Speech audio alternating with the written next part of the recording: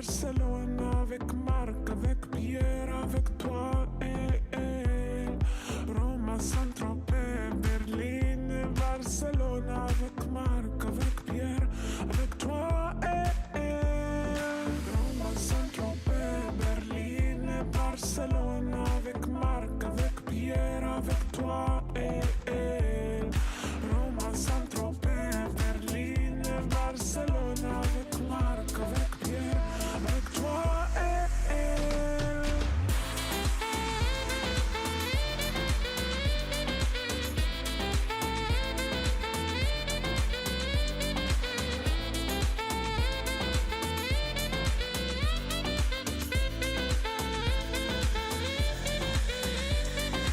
Roma, Saint-Tropez, Berlin, Barcelone, avec Marc, avec Pierre,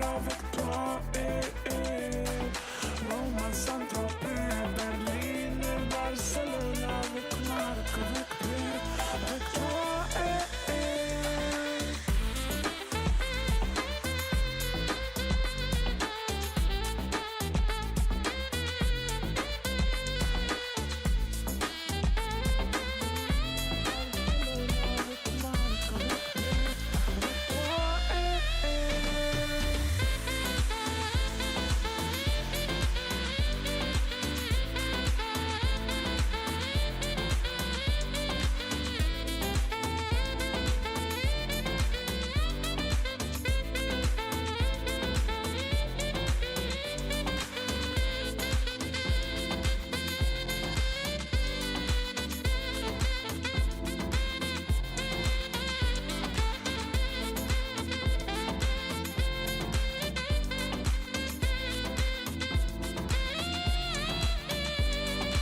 Roma, Saint-Tropez, Berlin, Barcelone, avec Marc, avec Pierre, avec toi Saint-Tropez, Berlin, Barcelone, avec Marc, avec Pierre, avec toi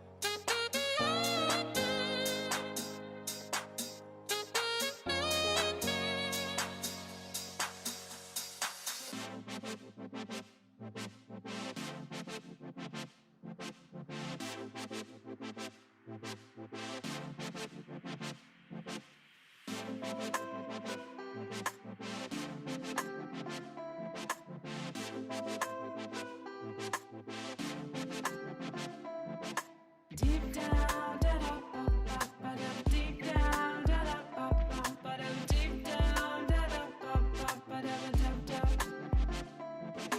Deep down, da da ba ba ba da. Deep down, da da ba ba ba da. Deep down, da da ba ba ba da da da.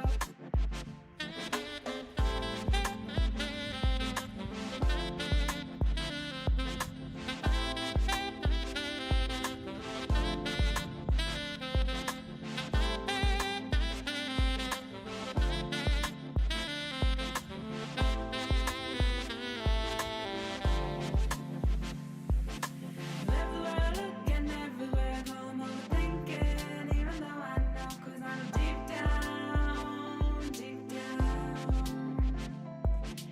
And every time I worry, every time I doubt, it's a buzz inside my gut, 'cause I'm deep down, deep down. Everywhere I look and everywhere I go, I'm overthinking, even though I know, 'cause I'm deep down, deep down. And every time I worry, every time I doubt, it's a buzz inside my gut, 'cause I'm deep down, deep down.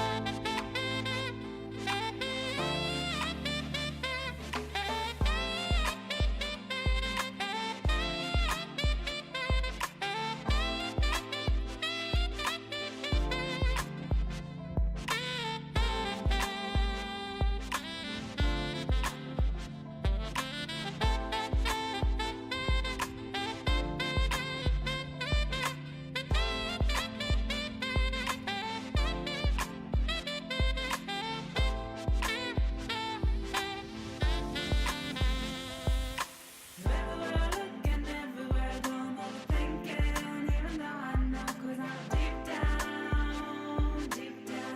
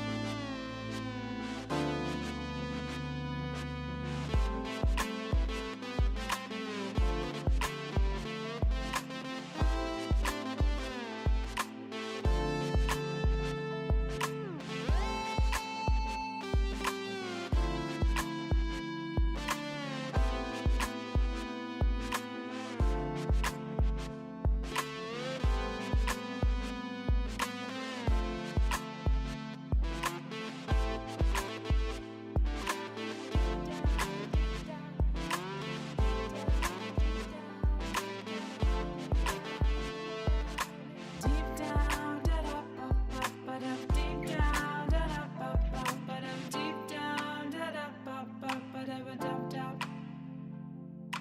Deep down, da da ba ba ba da. Deep down, da da ba ba ba da. Deep down, da da ba ba ba da.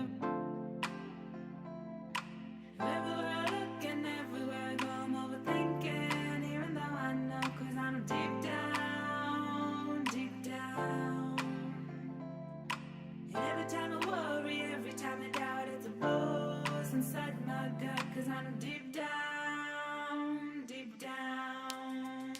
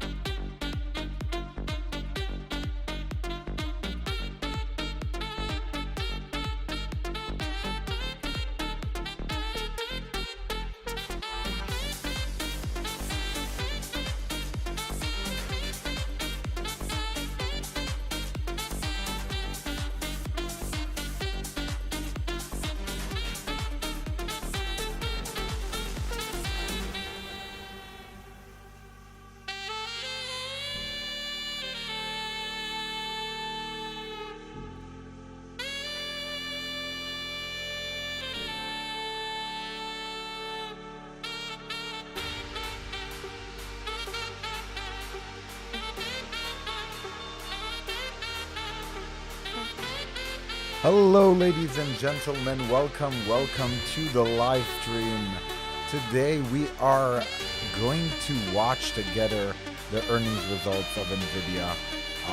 Before we dive into that, very special day in the market today, ups and downs, and just going to be putting here on the screen really quickly for you, so you can see the Nasdaq currently closing and the Dow closing on the down. Really excited to watch the Nvidia earnings live with you. And if you're just joining us, let me know in the chat, what do you think Nvidia results are going to be? Yeah, we're going to lower that music. Thank you for joining us, whoever's joining right now. I just asked in the chat, what are going to be the Nvidia results? Is Nvidia going to beat on earnings? So I'm going to be adding some more screens here, just so we can get the news as it breaks from Nvidia.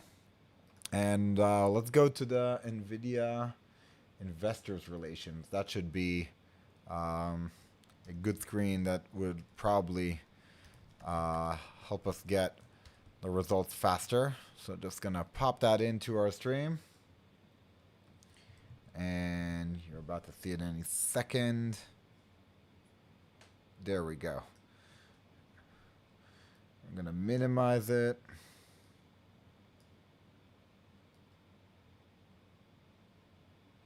Okay. So we should be getting the results anywhere in the next 15 to 30 minutes tops. There's going to be the results published for Nvidia's press release. And after we do get the results, we are going to listen in together to the earnings call. So pretty excited about that. Pretty excited about getting that earnings call up and running, listening in. If you're now just joining us, Nvidia earnings call is also going to be live streamed today.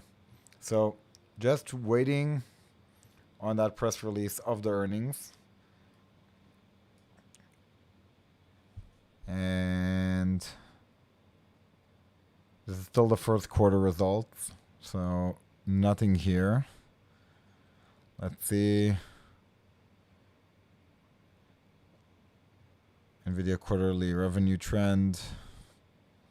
Nothing yet. Still showing the first quarter results. The results are not out yet.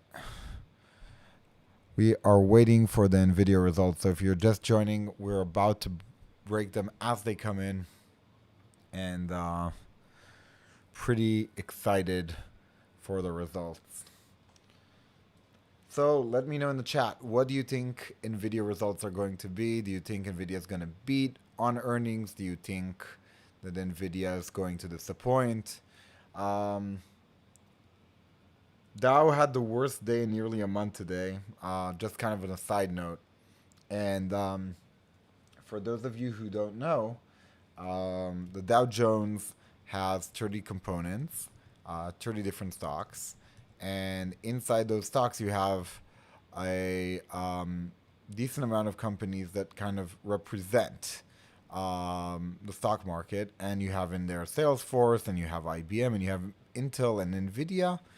Nvidia isn't one of them yet. Even though the company has a huge market cap, it is not one of those companies.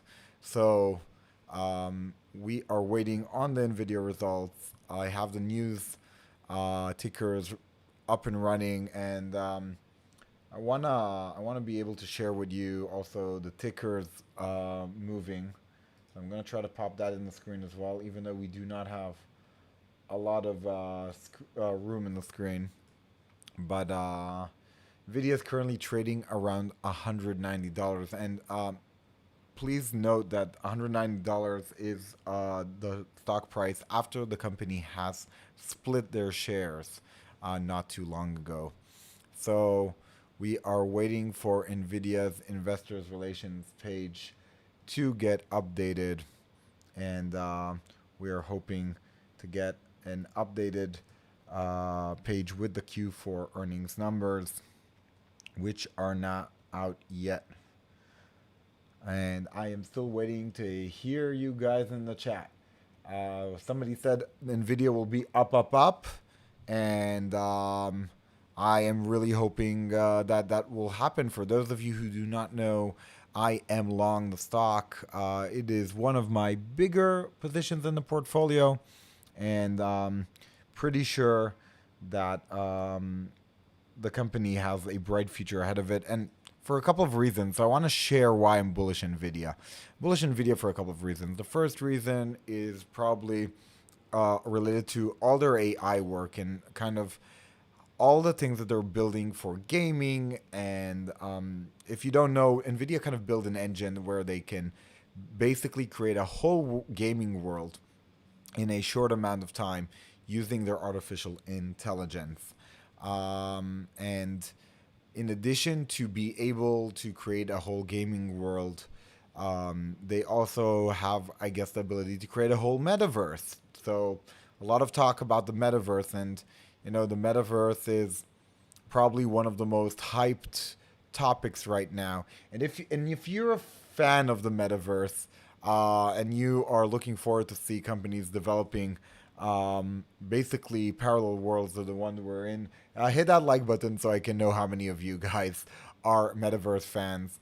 And Johan Johnson, I see you. ARM, yeah, that's a reason to be bullish. I am bullish on any good ARM news. So what else? So I'm bullish on the metaverse. I'm bullish on ARM, and for those of you who are not joining, the results are. For those of you who are now joining, the results are not out yet, and we're still waiting for the Nvidia results to come out. And looking at more things that I'm bullish on is the autonomous car. So Nvidia, I'm bullish on Nvidia's autonomous car strategy. I'm bullish on Nvidia's ability to continue to expand very aggressively into the data server. They're really strong in the data server section, and I think they can generate a lot of, I would say, high margin income from that data server. And I think that Nvidia has a lot of opportunities in mobile they never hit yet. So just off the cuff, if you guys have any other things that I haven't covered right now that Nvidia can capitalize on, I'd love to hear. And stock is showing some movement. It's around 191%, $191. I'm sorry, and it is kind of moving from the close a bit up on the pre-market. I'm not seeing like any kind of movement towards the end of the day, and now I see a lot of volume right now happening, and that volume is positive volume. So maybe somebody knows something. Maybe earnings came out. I'm looking here at all the news feeds, not seeing anything yet. Refreshing again the Nvidia page, making sure that we're going to be the first to know. And for those of you who were not following today, Nasdaq did not have a great day, so Nvidia fell 2% with that Nasdaq composite, and we had the Dow Jones having one of its worst days, and the S&P another day. The VIX jumped very aggressively, and see the dollar gaining a bit of strength. Kind of, we have the CNBC screen going on the left side, and 10-year note just gaining just a tad. And yeah, we've had some volatility in the market, and maybe Nvidia showing a very strong quarter will make the market bullish again. So really looking forward to see what Nvidia has in store, and I'm gonna plug in the news feed as well into our screen, And once this jumps and gets updated, then we will all know that Nvidia earnings are out. So, looking forward to see that screen getting updated. And once it will be updated, we will know that the Nvidia earnings are out. So, if you've just joined, I would love to hear from you in the chat. Let me know in the chat. What do you think? Is Nvidia going to beat earnings? They're going to miss on earnings? They're going to be on par?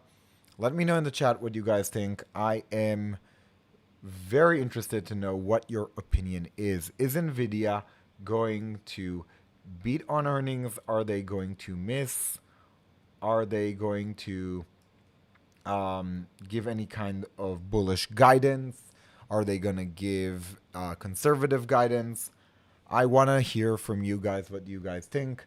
And if you are an Nvidia fan and you are long Nvidia, this is the time to hit that like button to show me and the channel some love and Nvidia some love all in the same time. Hit that like button. It is a free button and it helps a lot of people now that want to know where a live stream of Nvidia is showing. It will help them find us in the discovery so more people can join the chat. Currently, stock is trading around $190 as we are speaking, and $190. There's some movement in terms of volume that has been a bit higher after hours than the volume in the last hours of the day. I think Nvidia is a very, very important stock for the stock market. It is one of the, by far, one of the biggest stocks at market cap wise. There is so much of a there is so much market cap inside Nvidia, and Nvidia can really move the market just on its own. Robinhood quarterly results came out, and interesting results. Revenues $565 million, and a loss of $2.16 per share. We're here to talk about Nvidia, but just kind of on a side note. Another stock that I think is important for the stock market, and that is Robinhood. And one of the more popular stocks on Robinhood is the Nvidia stock. So if you are joining, okay, what do we have here? Live at 2 p.m. PTS. What's up from Israel? When was the last time Nvidia missed earnings? Question is, will they beat enough? So, Rafael Montero, I think that Nvidia has missed earnings in the past when there was a lot of crypto activity and a lot of people bought a lot of GPUs. And we just had a quarter where I guess the crypto market had a mini bear market and you saw Bitcoin and Ethereum selling off. And I don't know when Nvidia started putting that policy where people can return GPUs and get a full refund. But that policy of returning GPUs has hurt the company in some quarters. So that's to answer you, Raphael, that there were quarters where Nvidia missed, and especially in quarters where crypto had a steep fall, and then some people actually returned product. Some people are buying Nvidia graphic cards in bulk. So I hope that answers your question. Dave Clayton says Nvidia is in second position. If they miss, I don't care. One of the best long-term stocks out there. I agree with you, Dave. They might miss, and I might not also care, even though it's not my second biggest position, but it is definitely in my top 10. And I'm really bullish, like I said, on the gaming. I'm really bullish on the data centers and autonomous. And I think Nvidia is going to be a huge player when it comes to creating the metaverse. So if I had to bet what Nvidia is going to talk about on this earnings call, they're going to talk about the metaverse. And the earnings call, which will be shortly after the earning results get published. And for those of you who asked, the Q2 results are not out yet, according to their site and according to the news. And okay, and we have them finally. Do we have them? No, this is sorry, false alarm. False alarm, people. I apologize. I was pretty sure that we had them. It's still the presentation of the first quarter, and it's an invite for the webcast. So no results yet, but I promise that the minute the results will be up, you will be the first to know. And by the way, you will be able to see it down here in the live news section, where I'm now clicking. You'll be able to see this get updated, and once this gets updated, we'll all know that the live results are out. So if you've just joined us, we are looking for Nvidia's earning results. They are about to come out in any second. If you are long Nvidia stock, let me know in the comment section. If you love Nvidia stock, hit that like button. And if you think Nvidia is going to beat on earnings, or they're going to miss, I want to hear. Raphael doesn't care if they miss. And Hilario asking us if the results are out yet. They are not. Somebody here wrote 420, so maybe the results will be out at 420. So we are, if they are going to be out at 420, then we are 4 minutes away from the Nvidia earning results. If you have any kind of stake in Nvidia, you're probably at the edge of your seat, just like I am. It's a very exciting company to be invested in. I am a huge fan of everything that Nvidia does. And for Philip, I will also do a stream of the video their call. I'm going to be putting that on the screen. And when the earnings call starts, I'm going to go into complete silence so we can all listen. And then I will be again on the line to comment and to have a discussion with you guys. So if anybody here is their first time joining the channel, we have 2 minutes before the Nvidia earning results come out. And I'm inviting you to subscribe. You can check the videos on the channel really quick, and you can see everything here is about the stock market, investing. I don't try to sell any courses. I don't try to recommend any stocks or to pump or stuff like that. I'm all about the content and just, the community. And this is something I do for a passion. This is not my day job. But I'm a huge Nvidia stock fan, and I'm really excited for the Nvidia results. And I've done a lot of due diligence in this company. And I'm a huge believer in the metaverse, and I think Nvidia is going to be a big part of that metaverse. And if you want to see in between the earning results and the call, what they did in the first quarter and to compare, I did a whole video on the channel about their first quarter result just a few weeks ago. The video went pretty well. And so happy to see more and more faces joining us. We have already over 50 people in the Nvidia earning results live stream. And there's all kinds of results coming out on the left side on that screen on CNBC. And we got Cisco results and Robinhood results. But we're here to talk about Nvidia. And I think more important than the results, I think it's going to be the guidance. So let me know in the comment section, do you think Nvidia is going to give a positive, upbeat guidance? Or are they going to give a more negative guidance, or maybe just a conservative with a hint of positive? Let me know what you think about the guidance that we're going to get here. And what do you think in terms of new releases of products? Do you guys think that Nvidia is going to release any new products? If you have any kind of opinion, I want to know in the comment section.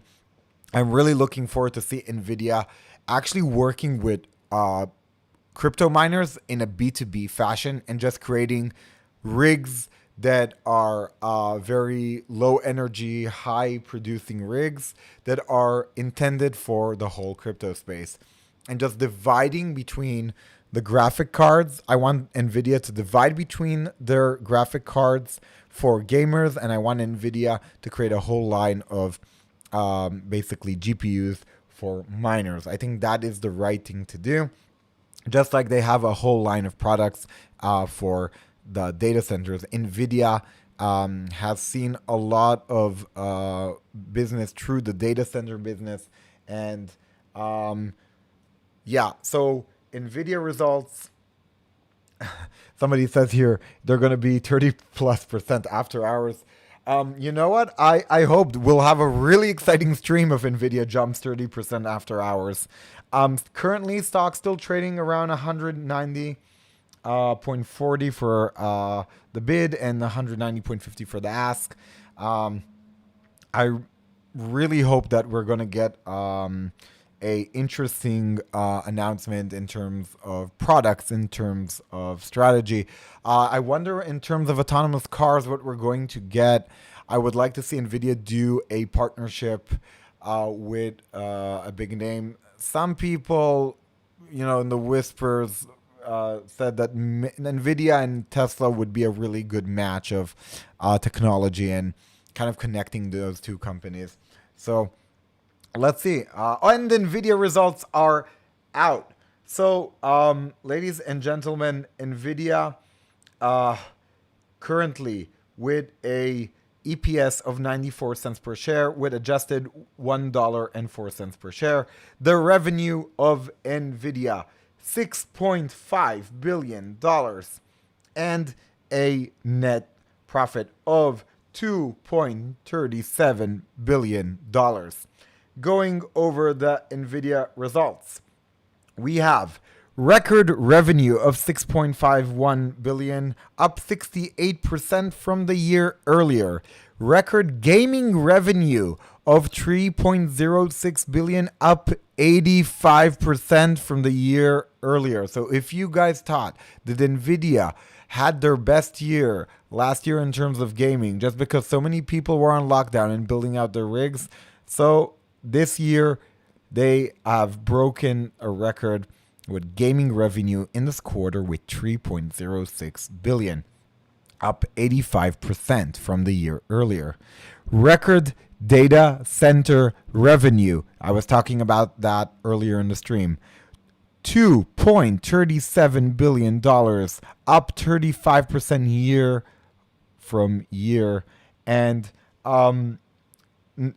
let's go into the announcement and just kind of read out some of the things here for you. So, just a quote from the company: Nvidia pioneering work in accelerated computing continues to advance graphics, scientific computing, and AI, said Jensen Huang, the founder and CEO of Nvidia.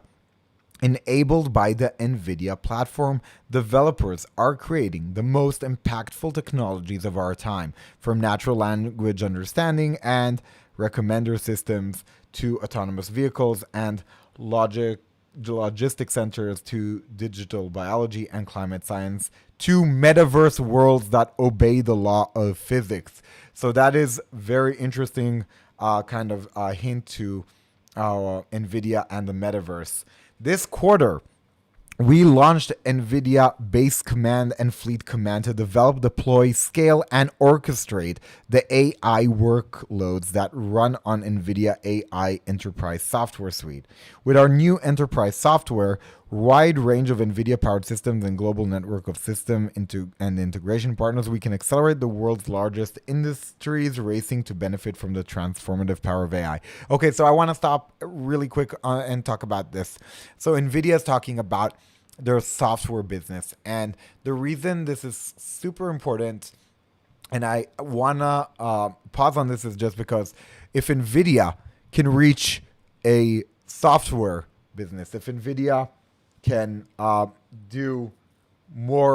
generate more income from a software business, they're going to create margins. That is going to be basically what's going to happen. If Nvidia can create more software income, they're going to improve on margins. You have to remember, Nvidia is a hardware business, and because Nvidia is a hardware business, their margins have a different type of, I would say, profitability from a software business. So if Nvidia can continue to expand their software, this would be a very bullish sign for the stock going forward. Now, before I keep reading, just a bit of the after hours activity. The stock has not moved by much. Nvidia stock has traded at the end of the day at $190, and it is now around $187 after hours. So let's see what else they announced. We are thrilled to have launched Nvidia Omniverse, a simulation platform nearly 5 years in the making that runs physically realistic virtual worlds and connects to other digital platforms. Sorry for that. So, they imagine engineers, designers, and even autonomous machines connecting to Omniverse to create digital twins in an industrial metaverse. Wow. So we talked about Nvidia basically giving a lot of significance to the metaverse. And again, two comments of metaverse right away off the bat. I think Nvidia is going to go all in terms of creating a whole business strategy in the economy of the metaverse. I think that's what's going to happen. And if we can just pause and think about that, imagine that in addition to our physical world, and we already have a very big physical world, but we've already achieved so much, and we've hit a lot of glass ceilings.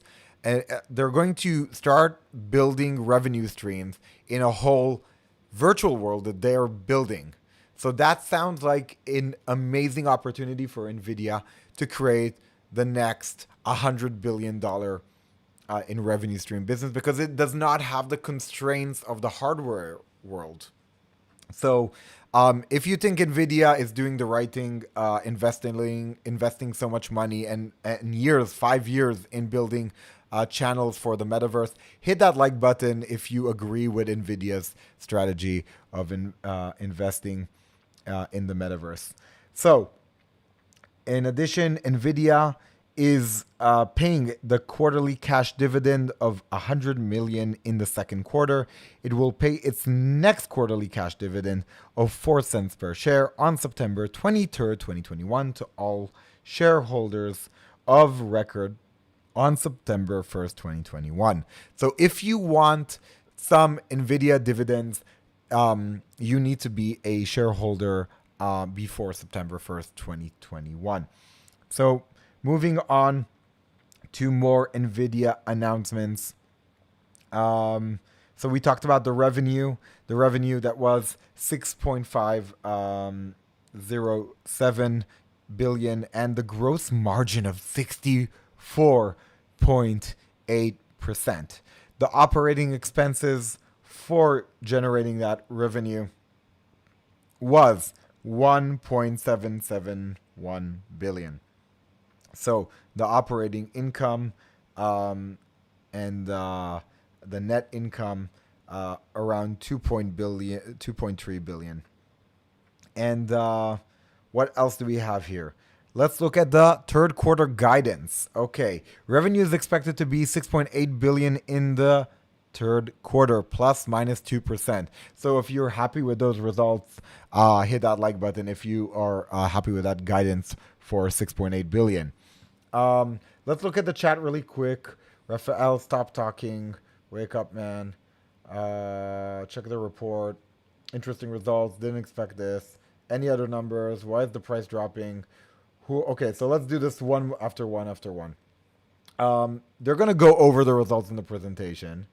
And in terms of margins, I was just talking about that, Raphael. In terms of the price dropping, I think that people are waiting for the earnings call. It doesn't seem bad. There were a few cautious people who probably sold off because there wasn't a huge jump in guidance. There's not like some kind of killer jump in guidance. So going back to the margins, they're talking about gross margins that are expected to be for Q3 between 65 and 67%, plus or minus 50 basis points. So Nvidia is basically saying that their gross margins are going to stay well above that 60% mark, and they're very confident of that. GAAP and non-GAAP other income and expense are both expected to be approximately 60 million. That number doesn't mean much. And tax rates are both expected to be 11%, plus or minus 1%. So Nvidia has a pretty decent tax rate. They are really crushing it in terms of their operation, if that is the low tax rate they have. Um, so really interesting in terms of that. Let's see what else do we have here. So we talked about the gaming. They introduced the GeForce RTX 380 Ti and the 370 Ti, delivering up to 50% more performance over the previous generation. So I'm not a huge GeForce expert, but I'm pretty sure that if you create a line of products that succeeds a line of products with 50% more performance, then that is a really good R&D team, R&D department that you have there. Rafael says that his advice is to get the numbers first and then read the press release. Um, they also talked about their have a Nvidia RTX featured in 130 games and applications, including Red Dead Redemption, Formula One 2021, Minecraft, and they announced that Nvidia Reflex, which reduces gaming latency, is supported in 20 games, including esports titles. So remember that in addition to all the world of gaming and crypto and so many things that you have Nvidia kind of in business in, there was also the esports. So Nvidia is also expanding with the esports industry. What else? Let's talk data centers, people. Nvidia data centers. Second quarter revenue was a record 2.37 billion, up 35%, like I said before. And they unveiled NVIDIA Base Command and Fleet Command software platforms optimized for NVIDIA powered systems. So I was saying that I think NVIDIA would be in an amazing, amazing place if they start selling software that will improve the margins. And okay, NVIDIA's stock price is now started to move above the closing. We are after hours positive, and the price is starting to reflect the good numbers. And there is some bullish sentiment now after people are digesting the numbers. People are looking at NVIDIA right now and seeing that this is a company that cannot be stopped. And I agree with the people who are now buying after hours and increasing their position. I just might join them. If you want to see me live, buy at least another to increase my by 10% my position, to increase my Nvidia position by 10%. Let me know in the comment section if I should add more to that position. I have a feeling that we're going to get some exciting announcements from NVIDIA's CEO, so I just might do that. And if you're increasing your position after this announcement of the results that they're crushing it, let me know in the comment section. If you are selling and you think this is the peak and this is as good as it gets, let me know in the comment section. And let's see what else. NVIDIA is powering major new supercomputers. Okay. So they have a computer called Perlmutter, the world's fastest AI supercomputer, at the U.S. National Energy Research Scientific Computing Center. They have in the UK in Cambridge the most powerful simple available systems, delivering up to 3.5x more performance than last year's cores. So NVIDIA working really hard on giving the commercial market strong solutions that can help propel the commercial market through the use of AI. If the stream is cutting out, I apologize. There have been some connectivity issues, but it should stable out sooner or later. And if it doesn't, then I apologize. So looking kind of at what else NVIDIA has announced, they have been working with Microsoft Azure and Google Cloud to support more the customers with their infrastructure. So that's something interesting I'm looking forward to see them talk about how they can expand more their data center business. Moving on into the professional visualization, which is second quarter revenue was there 519 million, up 156% from a year earlier and up 40% from the previous quarter. Wow. Expanded Nvidia Omniverse, the world's first 3D real-time simulation and collaboration platform, through new integrations with Blender and Adobe, applications used by millions of users. Nvidia launched the Nvidia RTX A2000, which brings RTX to the volume segment of the desktop workstation market and enables a range of new form factors from backs of display to edge of devices. What else? Okay. Nvidia announces self-driving startup AutoX's Gen 5 robo-taxi platform. It uses an Nvidia driver to achieve level 4 autonomy. They announced the autonomous trucking platform startup Embark is using Nvidia Drive to create systems for Freightliner, Navistar International, and Volvo. So we talked about Nvidia's stake in the autonomous game, and Nvidia has a lot to gain from the autonomous car market. Looking at the balance sheet. So, what does Nvidia have here to show? Total assets of 38.65 billion. And that amount of total assets for Nvidia has increased year over year significantly. And their amount of liabilities has increased just almost kind of in line percentage, but less. And right now, somebody asked when the Nvidia earnings call is happening. It is happening in 23 minutes. So I am super excited to see the Nvidia earnings happen soon. And this is going to be a very interesting call, just because I think the metaverse is going to be really front and center of this earnings call. And if you guys don't know what the metaverse is, this is the time to talk about it in the chat, because I think it's going to be one of the most exciting endeavors Nvidia is going to attack in terms of new markets. And I think that Nvidia has all the technology and has the right, I would say, management and leadership to make this happen. If you're on the Facebook earnings call, you know that Mark Zuckerberg actually said on that earnings call that Facebook will be known as the Metaverse company. And I think that Nvidia will be known as the Metaverse engine.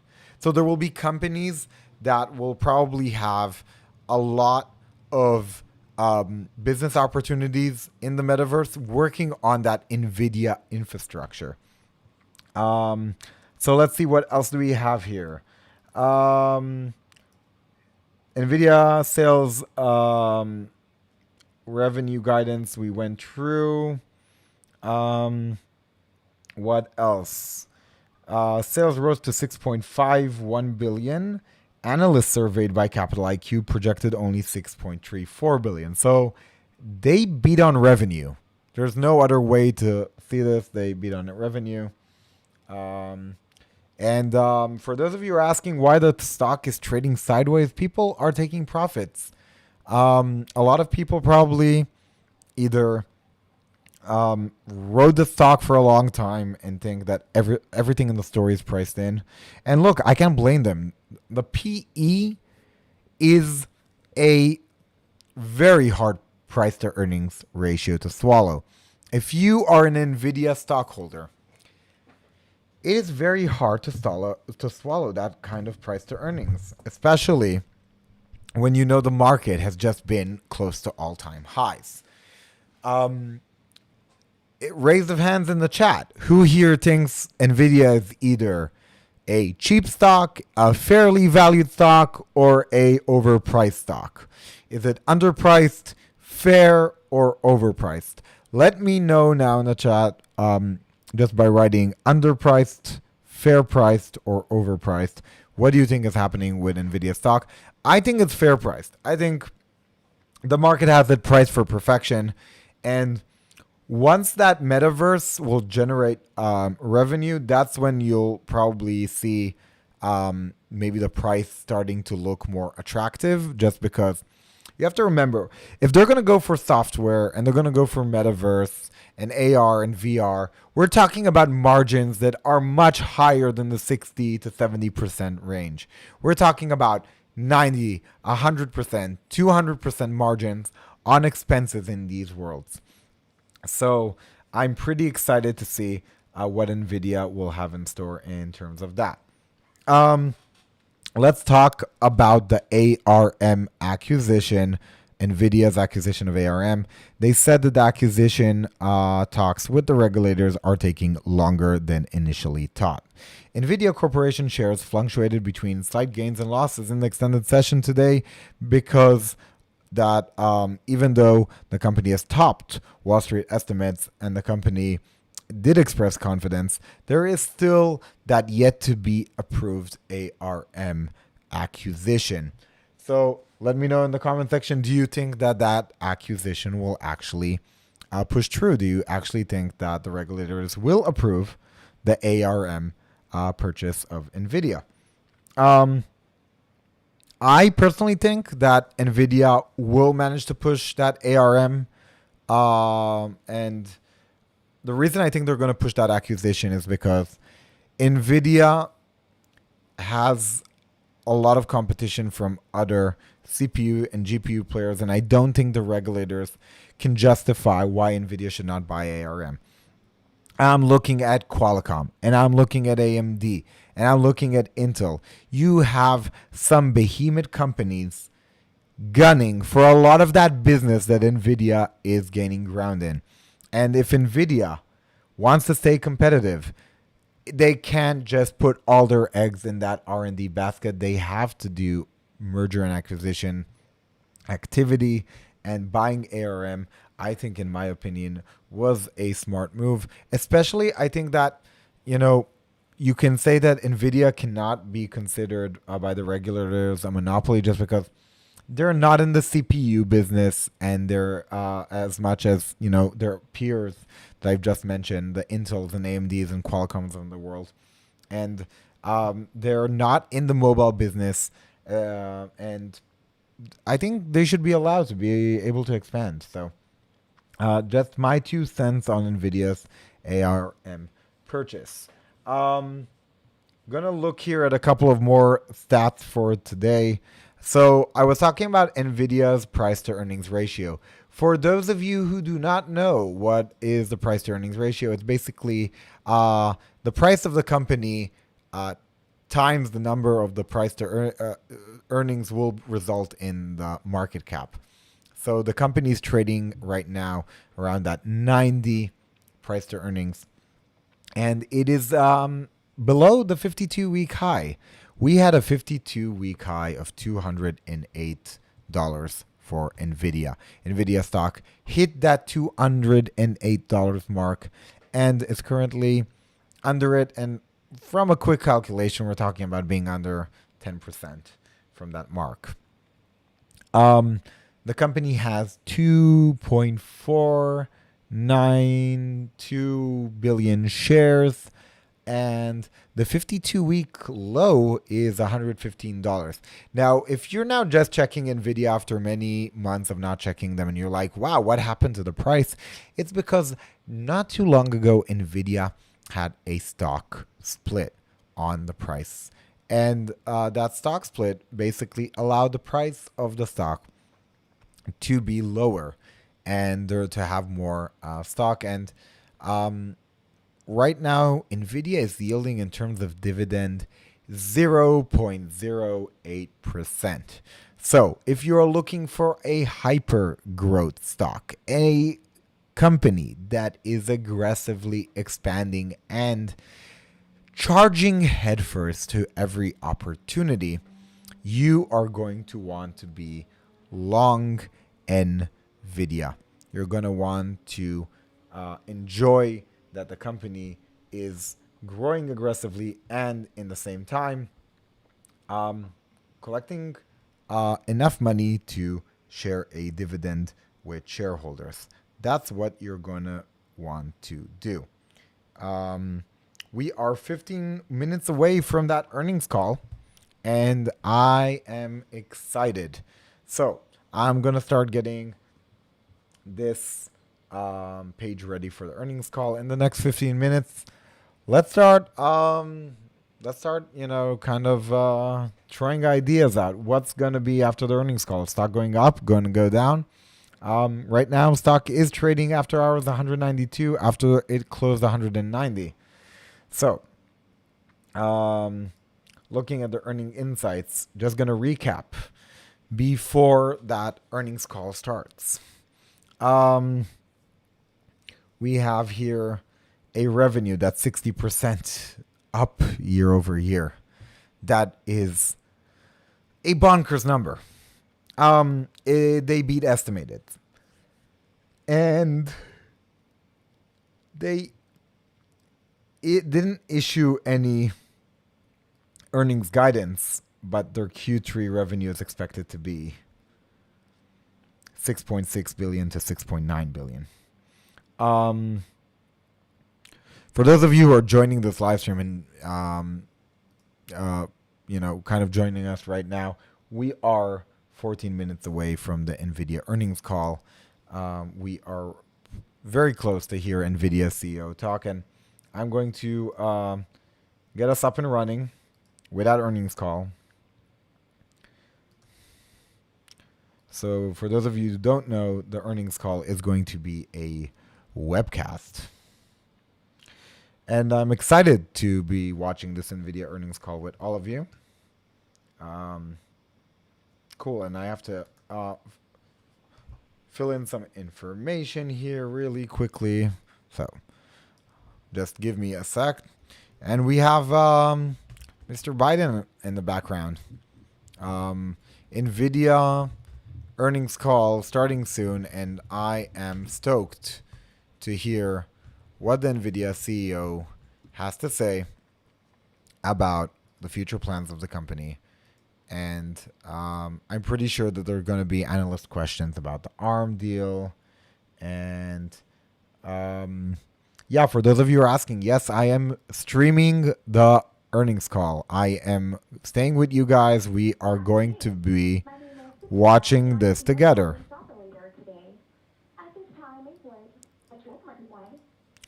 Okay, so pushing it.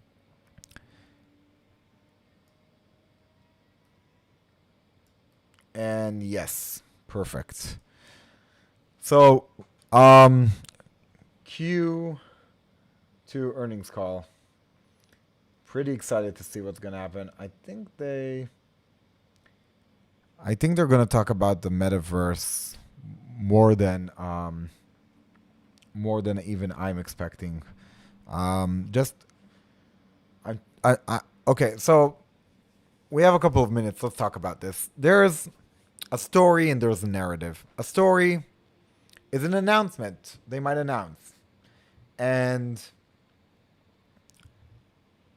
announcements are great. They can give all kinds of announcements. And the announcements can move the stock up and down. But there's a narrative. And the narrative has to be a narrative that can show that Nvidia, the Nvidia leadership, the Nvidia management is looking 10, 15, 20 years into the future.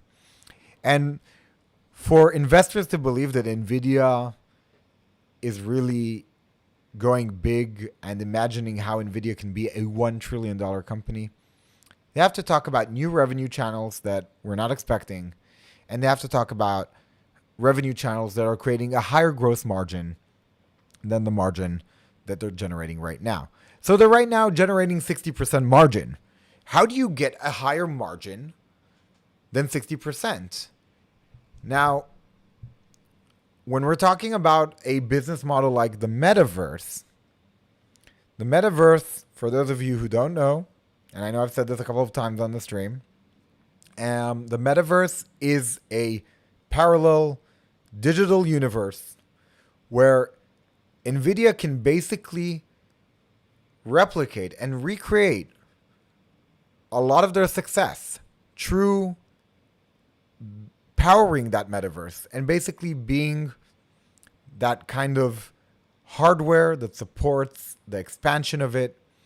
And I don't know if you guys ever heard of a game called Axie Infinity, but there is actually a startup that is generating $200 million a month from just being a gaming company that built everything around a metaverse strategy with a play to earn strategy and just created a world built on the blockchain.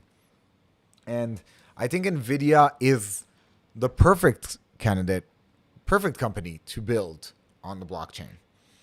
So I think that Nvidia, in order for them to build that narrative, they're going to have to talk a lot. And they're going to have to talk a lot about the metaverse. And when you just look at that announcement that they had right off the bat, talked about it. And then a couple of lines down, talked about it. And I think it's better to show, not tell. And if Nvidia really wants to capture people's imaginations, Nvidia should show with videos what their technology is capable. And I think that if Nvidia does a very, very strong demo, I think that Nvidia can really see a lot of bullish stock movement. And by the way, the stock has already reached 193 while I was talking. So seems that slowly people are building a position and people are waiting for that announcement of something big. And I think we had enough CNBC here for us for today. No politics, no White House, just Nvidia stock. So, market has been down today. Nvidia has been down today with the market. Somebody was talking about proof of stake blockchains that don't require G cards. So great question, these nuts. And, you know, I think that even though there are a couple of platforms moving to proof of stake instead of proof of work, you're getting a huge, I would say, tsunami of proof of work coins. You're getting a lot of data center activity to support ecosystems for proof of stake. So just because there's less proof of work doesn't mean that Nvidia is going to see a drop in sales. And let me add this.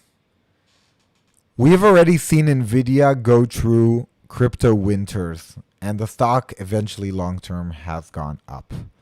So even if we go through a cryptocurrency winter, I'm not afraid of a situation where proof of stake becomes more and more popular than proof of work. And the cards themselves have a lot of limitations. I said earlier in the stream, I'd love to see Nvidia actually create cards for the miners with a whole business model around mining. So we're 6 minutes away, and I think that there is enough bullish movement right now to assume that people are expecting some positive notes that have not been in the earning results release, some positive remarks from the CEO. I think that Nvidia is not the kind of company to shy away from saying that they have some exciting, bright future news to share. I've seen a lot of earnings calls with some companies that have been very conservative. I don't think Nvidia is the very conservative type company when it comes to the earnings call. So we are sooner or later going to start seeing, I guess, a lot of Twitter activity and seeking alpha activity and articles from analysts, and everybody's going to have an opinion.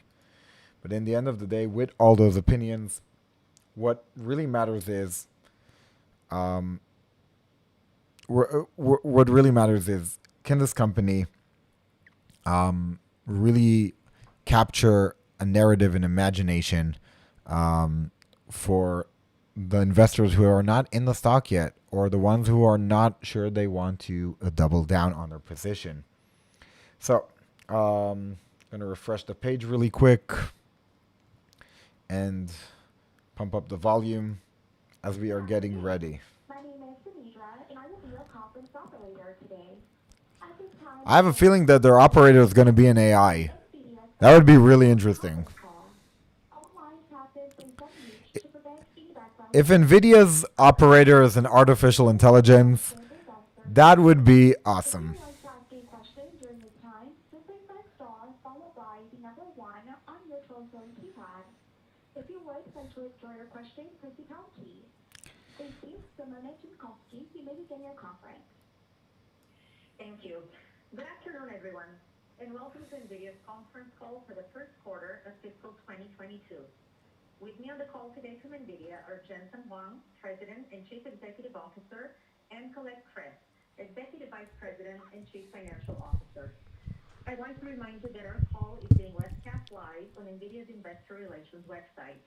The webcast will be available for replay until the conference call to discuss our financial results for the second quarter of fiscal 2022. The content of today's call is Nvidia's property. It can be reproduced or transcribed without our prior written consent. During this call, we may make forward-looking statements based on current expectations. These are subject to a number of significant risks and uncertainties, and our actual results may differ materially. For a discussion of factors that could affect our future financial results and business, please refer to the disclosure in today's earnings release, our most recent Forms 10-K and 10-Q, and the reports that we may file on Form 8-K with the Securities and Exchange Commission. All our statements are made as of today, May 26, 2021, based on information currently available to us. Except as required by law, we assume no obligation to update any such statements. During this call, we will discuss non-GAAP financial measures. You can find a reconciliation of these non-GAAP financial measures to GAAP financial measures in our CFO commentary, which is posted on our website. With that, let me turn the call over to Colette. Thanks, Simona. Q1 was exceptionally strong, with revenue of $5.66 billion and year-on-year growth accelerating to 84%. We set a record in total revenue in gaming, data center, and professional visualization, driven by our best ever product lineups and structural tailwinds across our businesses. Starting with gaming, revenue of $2.8 billion was up 11% sequentially and up 106% from a year earlier. This is the third consecutive quarter of accelerating year-on-year growth, beginning with the fall launch of our GeForce RTX 30 series GPUs. Based on the Ampere GPU architecture, the 30 series has been our most successful launch ever, driving incredible demand and setting records for both desktop and laptop GPU sales. Channel inventories are still lean, and we expect to remain supply constrained into the second half of the year. With our Ampere GPU architecture now ramping across the stack in both desktop and laptops, we expect the RTX upgrade cycle to kick into high gear as the vast majority of our GPU installed base needs to upgrade.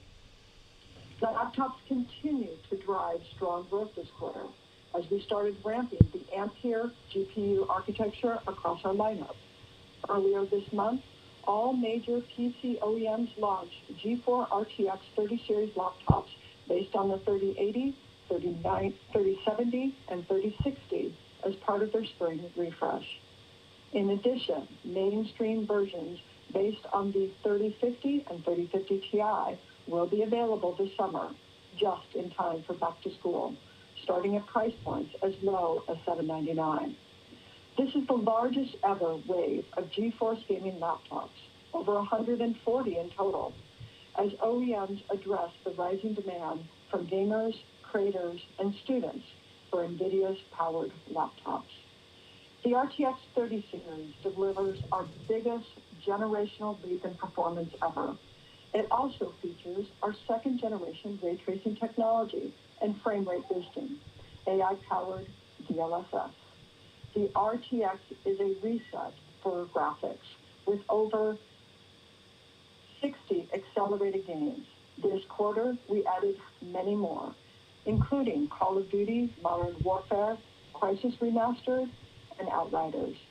We also announced that DLSS is now available in Unreal Engine 4 and soon in the Unity game engine, enabling game developers to accelerate frame rates with minimal effort. The RTX 30 series also offers NVIDIA Reflex, a new technology that reduces system latency. Reflex is emerging as a must-have feature for esports gamers who play competitive titles like Call of Duty Warzone, Fortnite, Valorant, and Apex Legends. We estimate that about 75% of GeForce gamers play esports games, and 99% of esports pros compete on GeForce. We believe gaming also benefited from crypto mining demand, although it's hard to determine to what extent. We've taken actions to optimize GeForce GPUs for gamers while separately addressing mining demand with cryptocurrency mining processors, or CMPs. Last week, we announced that newly manufactured GeForce RTX 3080, RTX 3070, and RTX 3060 Ti graphic cards will have their Ethereum mining capabilities reduced by half and carry a low hash rate, or LHR, identifier. Along with the updated RTX 3060, this should allow our partners to get more GeForce cards into the hands of gamers at better prices. To help address mining demand, CMP products launched this quarter, optimized for mining performance and efficiency. Because they don't meet the specifications required of a GeForce GPU, they don't impact the supply of GeForce GPUs to gamers. CMP revenue was $155 million in Q1, reported as part of the OEM and other category, and our Q2 outlook assumes CMP sales of $400 million. Our GeForce Now cloud gaming platform passed 10 million registered numbers this quarter. GFN offers nearly 1,000 PC games from over 300 publishers, more than any other cloud gaming service, including 80 of the most popular free-to-game play games. GFN expands the reach of GeForce to billions of underpowered Windows PCs, Macs, Chromebooks, Android devices, iPhones, and iPads. GFN is offered in over 70 countries, with our latest expansions including Australia, Singapore, and South America. Moving to ProViz. Q1 revenue was $372 million, up 21% both sequentially and year-on-year. Strong notebook growth was driven by a new sleek and powerful RTX-powered mobile workstations with Max-Q technology, and the enterprises continue to support remote workforce initiatives. Desktop workstations rebounded as enterprise resumed the spending that has been deferred during the lockdown, with continued growth likely as offices open. Key verticals driving Q1 demand include manufacturing, healthcare, automotive, and media and entertainment. At GTC, we announced the coming general availability of NVIDIA Omniverse Enterprise, the world's first technology platform that enables global 3D design teams to collaborate in real time in a shared space, working across multiple software speeds. This incredible technology builds on Nvidia's entire body of work and is supported by a large, rapidly growing ecosystem. Early adopters include sophisticated design teams at some of the world's leading companies, such as the BMW Group, Foster & Partners, and WPP. Over 400 companies have been evaluating Omniverse, and nearly 17,000 users have downloaded the open beta. Omniverse is offered as a software subscription on a per-user and a per-server basis. As the world becomes more digital, virtual, and collaborative, we see a significant revenue opportunity for Omniverse. We also announced powerful new Ampere architecture GPUs for next-generation desktop and laptop workstations. The new RTX-powered workstations will be available from all major OEMs.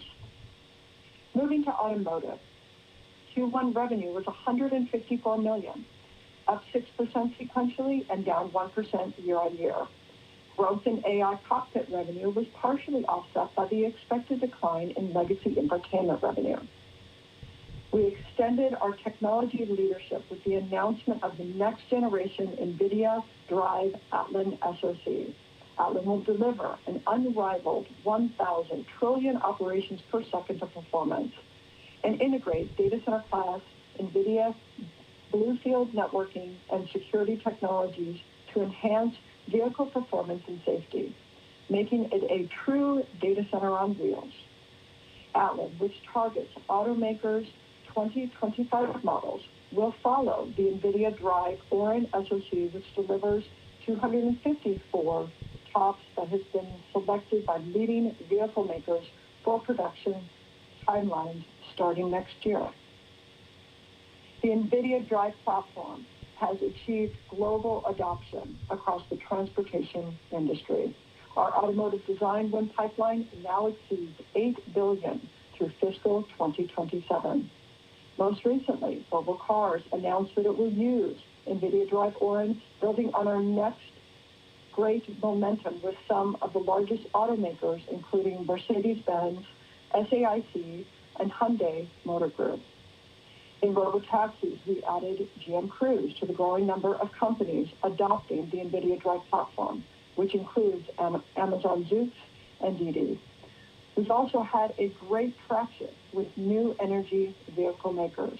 Our latest wins include Faraday Future, R Auto, IM Motors, and VinFast, which joined previously announced wins with SAIC, NIO, XPeng, and Li Auto. In trucking, Navistar is partnered with TuSimple in selecting Nvidia Drive for autonomous driving, joining previously announced Volvo Autonomous Solutions and Plus. Nvidia is helping to revolutionize the transportation industry. Our full stack, software-defined AV and AI cockpit platform spans silicon, systems, software, and AI data center infrastructure, enabling over-the-air upgrades to enhance safety and the joy of driving throughout the vehicle's lifetime. Starting with our lead partner, Mercedes-Benz, Nvidia Drive can transform the automotive industry with amazing technologies delivered through new software and services business models. Moving to data center, revenue topped $2 billion for the first time, growing 8% sequentially and up 79% from the year-ago quarter, which did not include Mellanox. Hyperscale customers led our growth this quarter as they built infrastructure to commercialize AI in their services. In addition, cloud providers have adopted the A100 to support growing demand for AI from enterprises, startups, and research organizations. Customers are deploying NVIDIA's A100 and DGX platforms to train deep neural networks with rising computational intensity led by two of the fastest growing areas of AI, natural language understanding and deep recommendators. In March, Google Cloud Platform announced general availability of the A100 with early customers including Square for its cache application and Alphabet's DeepMind.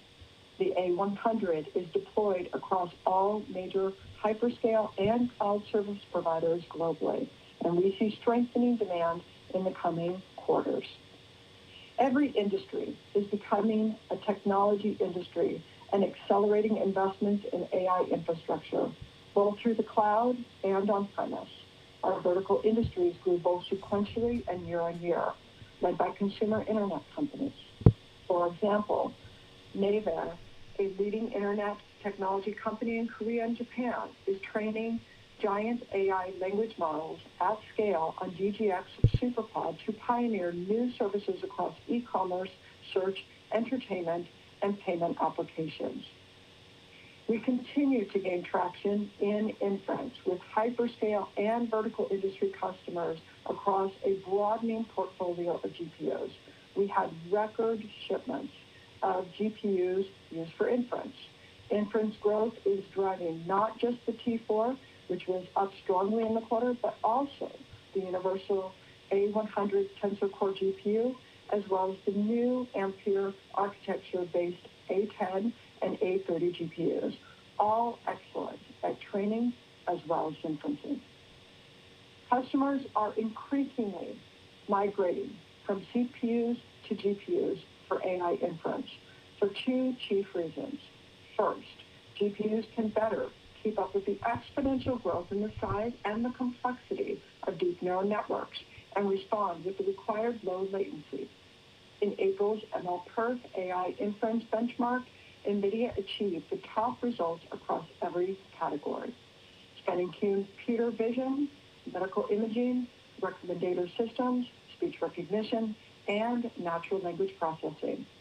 And second, Nvidia's full-stack inference platform, including Triton's inference server software, simplifies the complexity of deploying AI applications by supporting models from all major frameworks and optimizing for different query types, including batch, real-time, and streaming.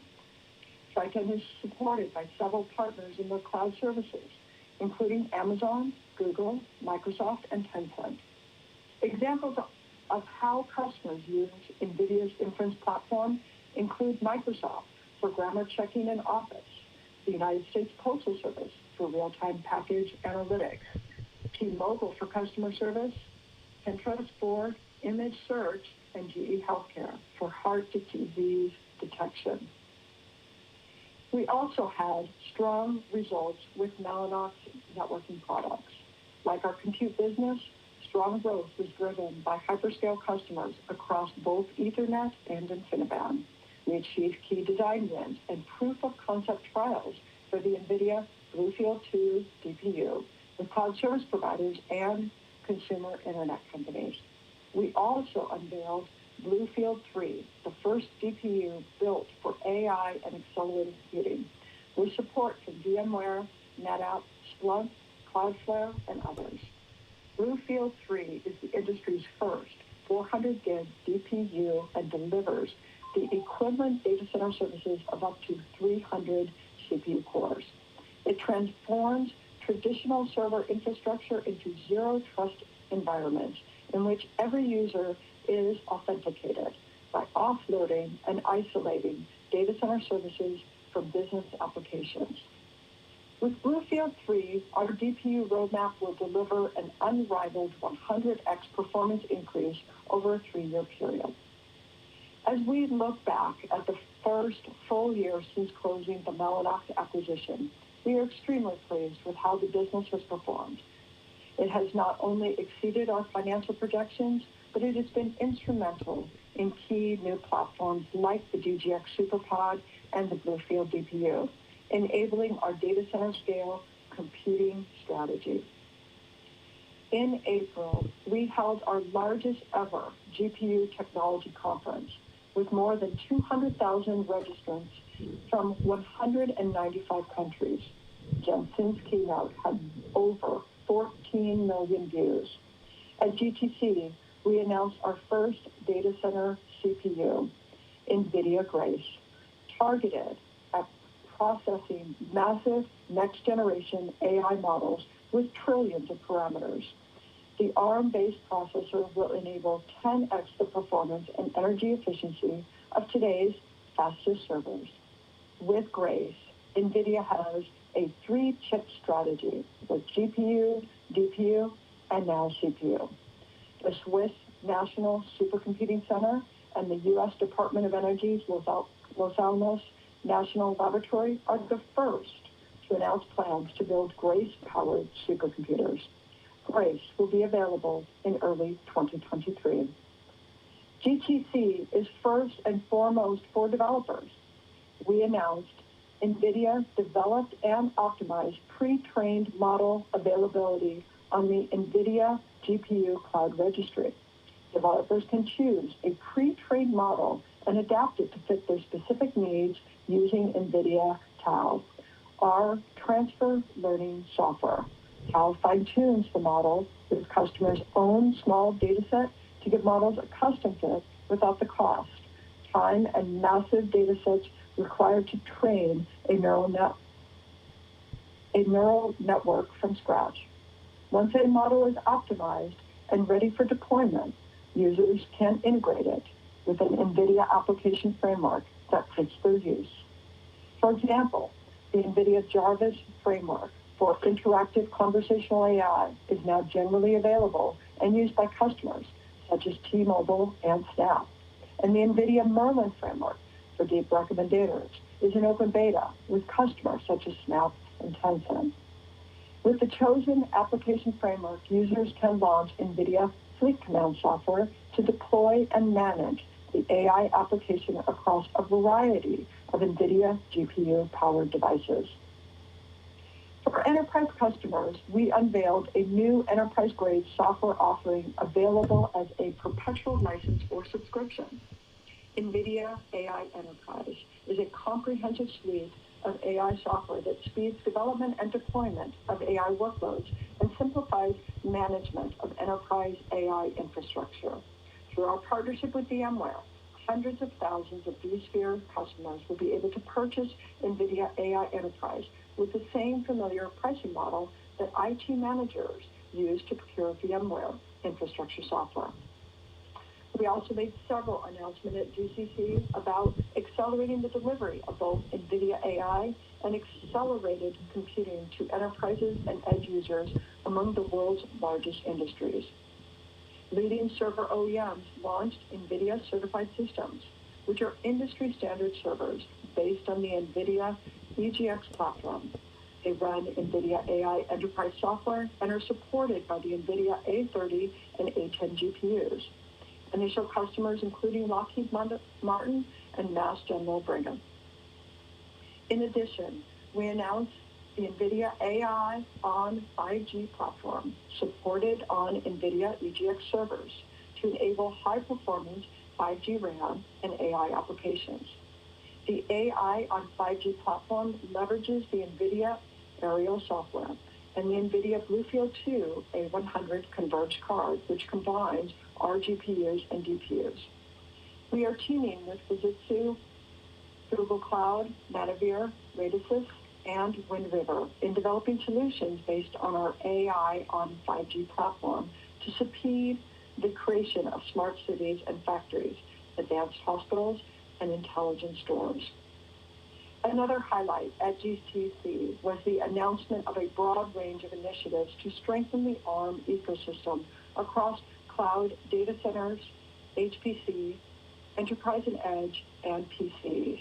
In the cloud, we are bringing together AWS Graviton2 processors and NVIDIA GPUs to provide a range of benefits, including lower cost support for richer game streaming experiences and greater performance for ARM-based workloads. In HPC, we are bringing together an Ampere Ultra CPU with NVIDIA GPU software developer kit. Initial supercomputing centers deploying it include Oak Ridge and Los Alamos National Labs. In the enterprise and edge, we are bringing together Marvell ARM-based Octeon processors and the NVIDIA GPUs to accelerate video analytics and cybersecurity solutions. And in PCs, we are bringing together MediaTek's ARM-based processors with NVIDIA's RTX GPUs to enable realistic ray trace graphics, and cutting-edge AI in a new class of ARM-based laptops. On our ARM acquisition, we are making steady progress in working with the regulators across key regions. We remain on track to close the transaction within our original timeframe of early 2022. ARM's IP is widely used, but the company needs a partner that can help it achieve new heights. Nvidia is uniquely positioned to enhance ARM's capabilities, and we are committed to invest in developing the ARM ecosystem, enhancing R&D, adding IP, and turbocharging its development to grow into new markets in the data center, IoT, and embedded devices, areas where it only has a light footprint, or in some cases, none at all. Moving to the rest of the P&L. GAAP gross margin for the first quarter was down 100 basis points from a year earlier and up 100 basis points sequentially.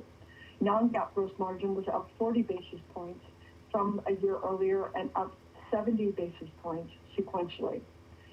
The sequential non-GAAP increase was largely driven by a more favorable mix within data center and the addition of CMP products. Q1 GAAP EPS was 3.03, up 106% from a year earlier. Non-GAAP EPS was 3.66, up 103% from a year ago. Q1 cash flow from operations was $1.9 billion. Let me turn to the outlook for the second quarter of fiscal 2022. We expect broad-based sequential year-on-year revenue growth in all of our market platforms. Our outlook includes $400 million in CMP. Aside from CMP, the sequential revenue increase in our Q2 outlook is driven largely by data center and gaming. In data center, we expect sequential growth in both compute and networking. In gaming, with the move to low hash rate GeForce GPUs and increasing the amount of CMP products, we are making a significant effort to serve miners with CMPs and provide more GeForce cards to gamers. If there is additional CMP demand, we have supply flexibility to support it.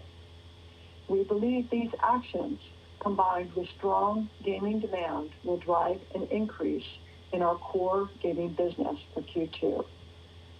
Now, to look at our outlook for Q2. Revenue is expected to be $6.3 billion, plus or minus 2%. GAAP and non-GAAP gross margins are expected to be 64.6% and 66.5%, respectively, plus or minus 50 basis points. GAAP and non-GAAP operating expenses are expected to be approximately $1.76 billion and $1.26 billion, respectively. GAAP and non-GAAP other income and expenses are both expected to be an expense of approximately $50 million. GAAP and non-GAAP tax rates are both expected to be 10%, plus or minus 1%, excluding discrete items. Capital expenditures are expected to be approximately $300 million to $325 million. Further financial details are included in the CFO commentary and other information available on our IR website. In closing, let me highlight that Jeff Fisher and Nvda will keynote Computex on the evening of May 31st U.S. time, as well as several upcoming events for the financial community. We'll be virtually attending the Evercore TMT conference on June 7th, the BofA 2021 Global Technology Conference on June 9th, and the NASDAQ Virtual Investor Conference on June 16th. Our earnings call to discuss our second quarter results is scheduled for Wednesday, August 18th. With now, we will open the call for questions. Operator, would you please poll for questions? At this time, I would like to remind everyone, in order to ask a question, press star, then the number 1 on your telephone keypad. We'll pause for just a moment to compile the Q&A roster.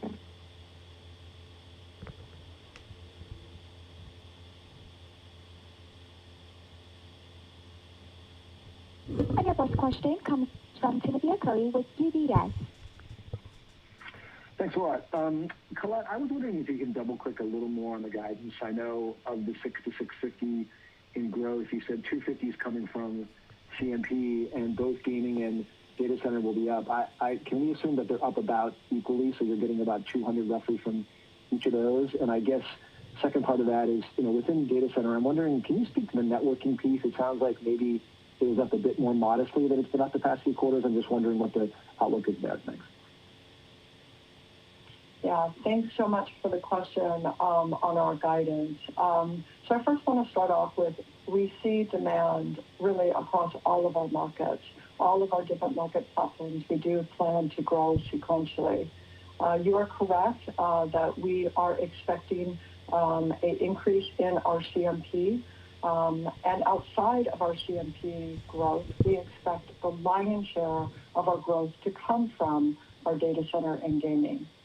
In our data center business, right now our product lineup couldn't be better. We have a strong overall portfolio, both for training and for inferencing, and we're seeing strong demand across our hyperscales and vertical industries. We've made a deliberate effort on the gaming perspective to supply to our gamers the cards that they would like, given the strong demand that we see. So that will also support the sequential growth that we're receiving. So you are correct that we do see it growth sequentially coming from data center and gaming, both contributing quite well to our growth. Thanks a lot, Colette.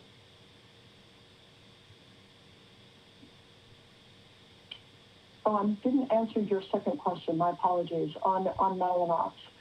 Additionally, Mellanox is an important part of our data center. It is quite integrated with our overall products.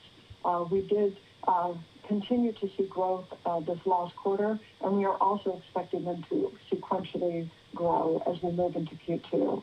They are a smaller part of our overall data center business, but again, we do expect them to grow.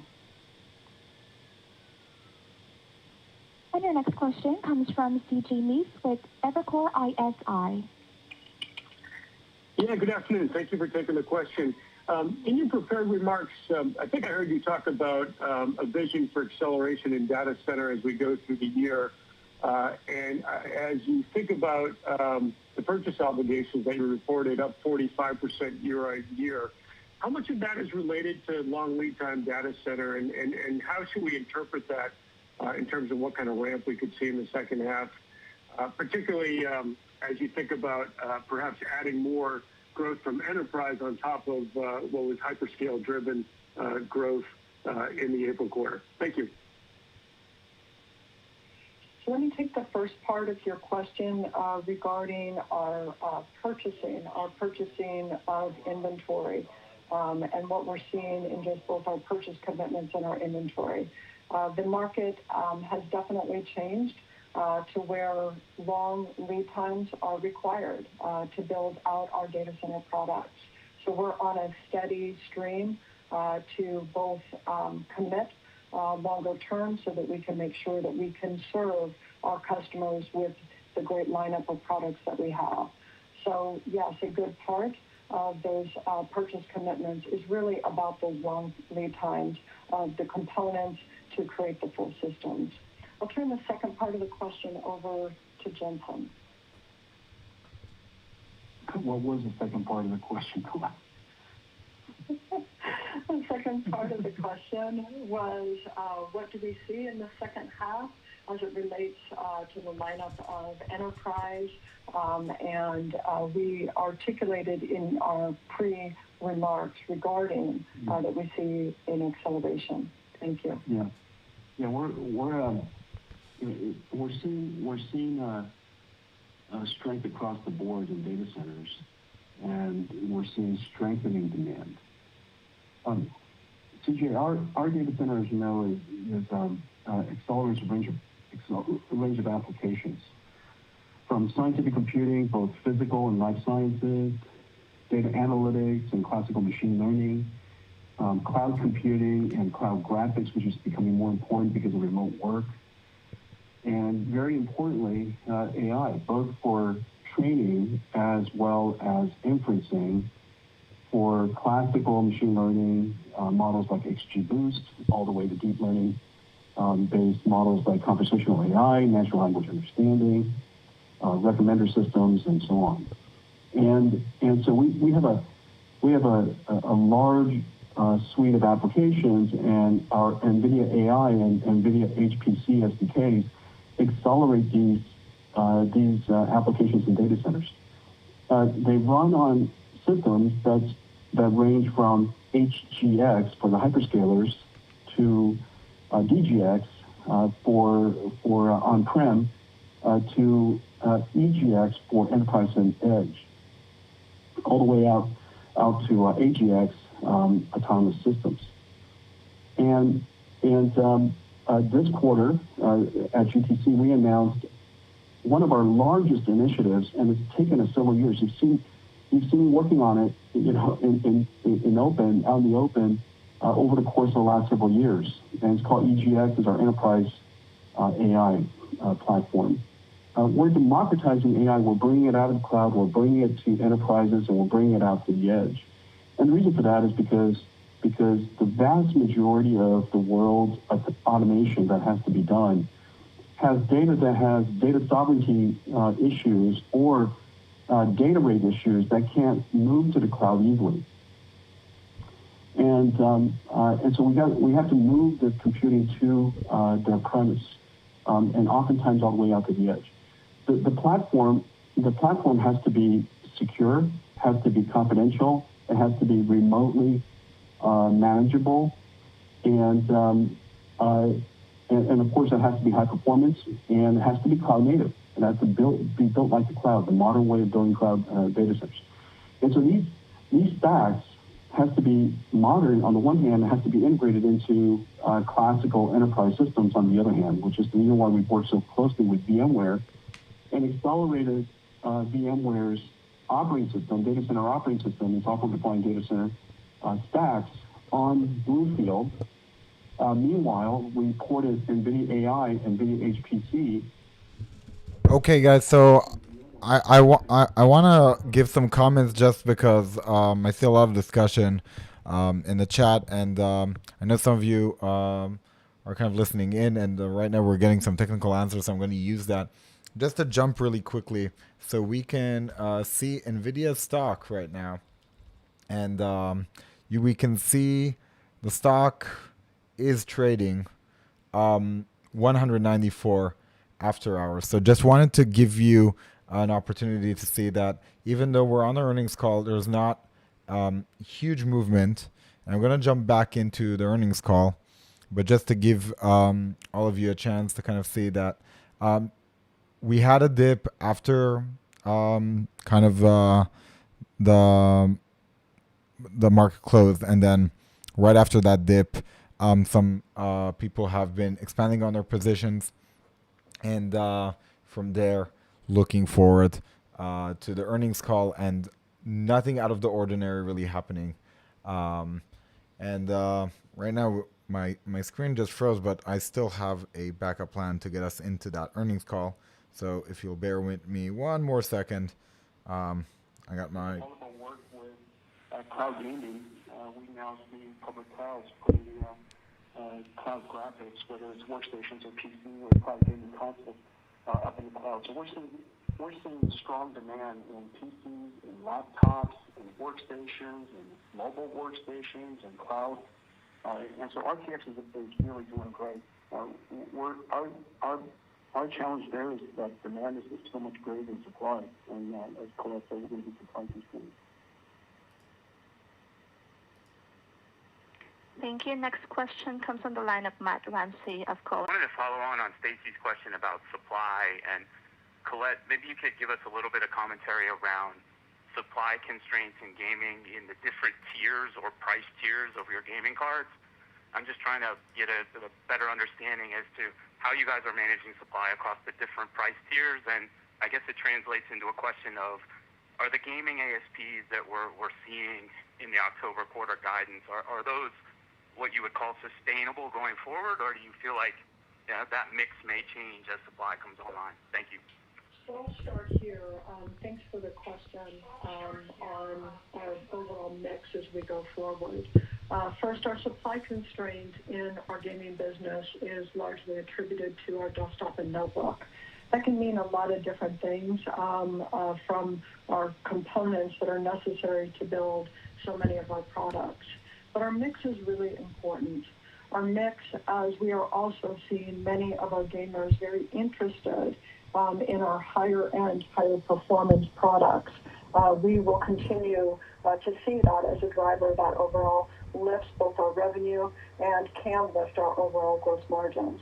So there's quite a few different pieces into our supply that we have to think about, but we are going to try and make the best solutions for our gamers at this time. Thank you. Next question, we have the line from C.J. Muse. Your line is from Evercore. Your line is now open. Yeah, thank you. Good afternoon. I guess a follow-up question on the supply constraints.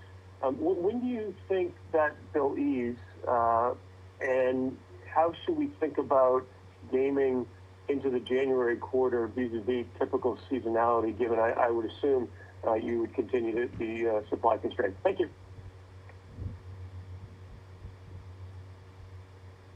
Well, I could take it, or you can, either one of us. Go ahead, Jensen, and I'll follow up if there's some other things. Okay. Yeah, we're supply constrained in graphics, and we're supply constrained in graphics while we're delivering record revenues in graphics. Cloud gaming is growing. Cloud graphics is growing. RTX made it possible for us to address the design and the creative workstation. Historically, the rendering of ray tracing and photorealistic images has largely been done on CPUs, and for the very first time, you could actually accelerate it with Nvidia GPUs and these RTX GPUs. And so the workstation market is really doing great. The backdrop of that, of course, is that people are building offices in their homes. And for many of the designers and creators around the world, some 20 million of them, they have to create, they have to build a workstation or an office at home as well as the one at work, because remote work is the new norm. And meanwhile, of course, RTX has reset all of our consumer graphics and the few hundred million installed base of PC gamers, and it's time to upgrade. And so there's a whole bunch of reasons we're achieving record revenues while we're supply constrained. We have enough supply to meet our second half company growth plans. And next year, we expect to be able to achieve our company's growth plans for next year. Meanwhile, we have and are securing pretty significant long-term supply commitments as we expand into all these different market initiatives that we've set ourselves up for. And so I think I would expect that we will see a supply constrained environment for the vast majority of next year is my guess at the moment. But a lot of that has to do with the fact that our demand is just so great. RTX is really a once-in-a-generation reset of modern computer graphics. Nothing like this has happened since the beginning of computer graphics. And so the invention is really quite groundbreaking, and you can see its impact. Thank you. Next question comes from the line of Harlan Sur of JP Morgan. Your line is now open. Good afternoon. Congratulations on the strong results, outlook, and execution. The Mellanox networking franchise, this has been a really strong and synergistic addition to the Nvidia compute portfolio. I think kind of near the midterm, the team is benefiting from the transition to 200 and 400 gig networking connectivity in cloud and hyperscale. And then I think in addition to that, you guys are getting some good traction with the Bluefield SmartNIC products. Can you just give us a sense on how the business is trending year-over-year? And do you expect continued quarter-over-quarter networking momentum into the second half of this year, especially as the cloud and hyperscalers are going through a server and CapEx spending cycle? Yeah, I really appreciate that question. Mellanox had a solid growth quarter, and the Mellanox networking business is really growing incredibly. There are three dynamics happening all at the same time. The first is the transition that you're talking about. You know that the world's data centers, hyperscale data centers, are use this form of computing called disaggregated, which basically means that a single application is running on multiple servers at the same time. This is what makes it possible for them to scale out. The more users for an AI application or service, you just have to add more servers. And so the ease of scale out that disaggregated computing provides also puts enormous pressure on the networking. And Mellanox has the world's lowest latency and the highest bandwidth and performance networking on the planet. And so the ability to scale out and the ability to provision these disaggregated applications is really much better with Mellanox networking. So that's number one. Number two, almost every company in the world has to be a high-performance computing company now. You see that the cloud service providers, one after another, are building effectively supercomputers. What historically was InfiniBand in supercomputing centers, the cloud service providers had to build supercomputers themselves, and the reason for that is because of artificial intelligence and training these gigantic models. The rate of growth of network sizes, AI model sizes, is doubling every 2 months. It's doubling not every year or 2 years, it's doubling every 2 months. And so you can imagine the size. We're now talking about training AI models that are 100 trillion parameters large. The human brain has 150 plus trillion synapses, and so, or neurons. And so that gives you a sense of the scale of AI models that people are developing. And so you're going to see supercomputers that are built out of Mellanox InfiniBand and their high-speed networking, along with Nvidia GPU computing, in more and more cloud service providers. You're also seeing it in enterprises for use in the discovery of drugs.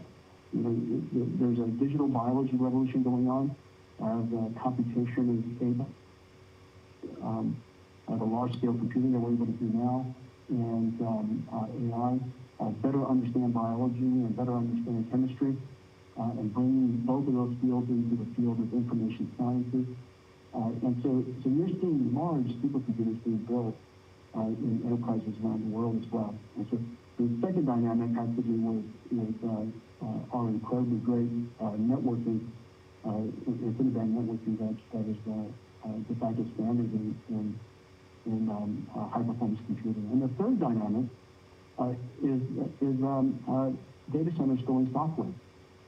In order to orchestrate and run a data center with just a few people, essentially running an entire data center, hundreds of thousands of servers as if it's just one computer in front of you, that entire data center is software defined. And the amount of software that goes into that software-defined data center running on today's CPUs, is the networking stack, the storage stack, and now, because of zero trust, the security stack. All of that is putting enormous pressure on the available computing capacity for applications, which is ultimately what data centers are designed to do.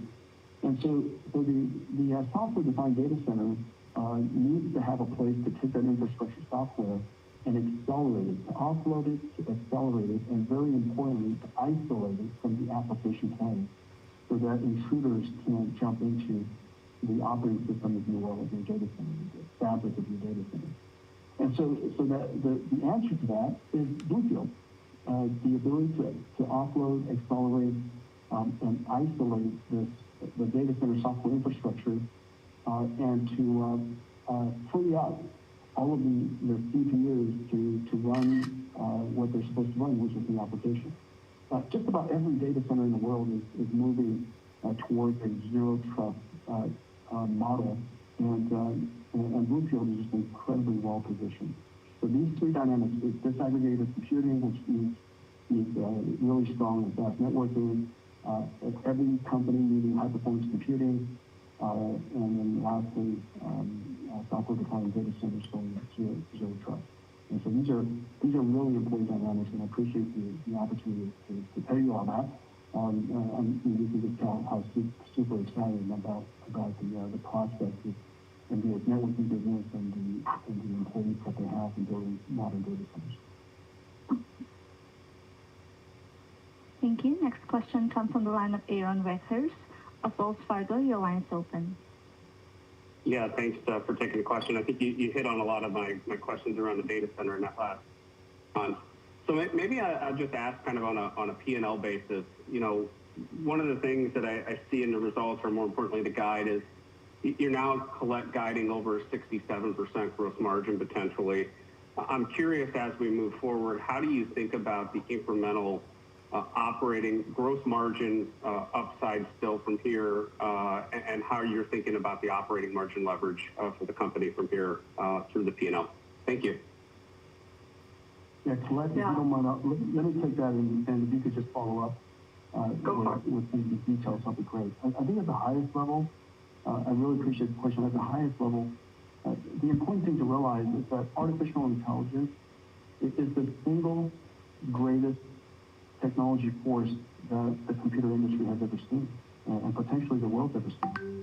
The automation opportunity, which drives productivity, which translates directly to cost savings for companies, is enormous, and it opens up opportunities for technology and computing companies like it's never happened before. And let me just give you some examples. The fact that we could apply so much technology to warehouse logistics, retail automation, customer call center automation is really quite unprecedented. The fact that we could automate truck driving and last mile delivery, providing an automated chauffeur, those kind of services and benefits and products are never imaginable before.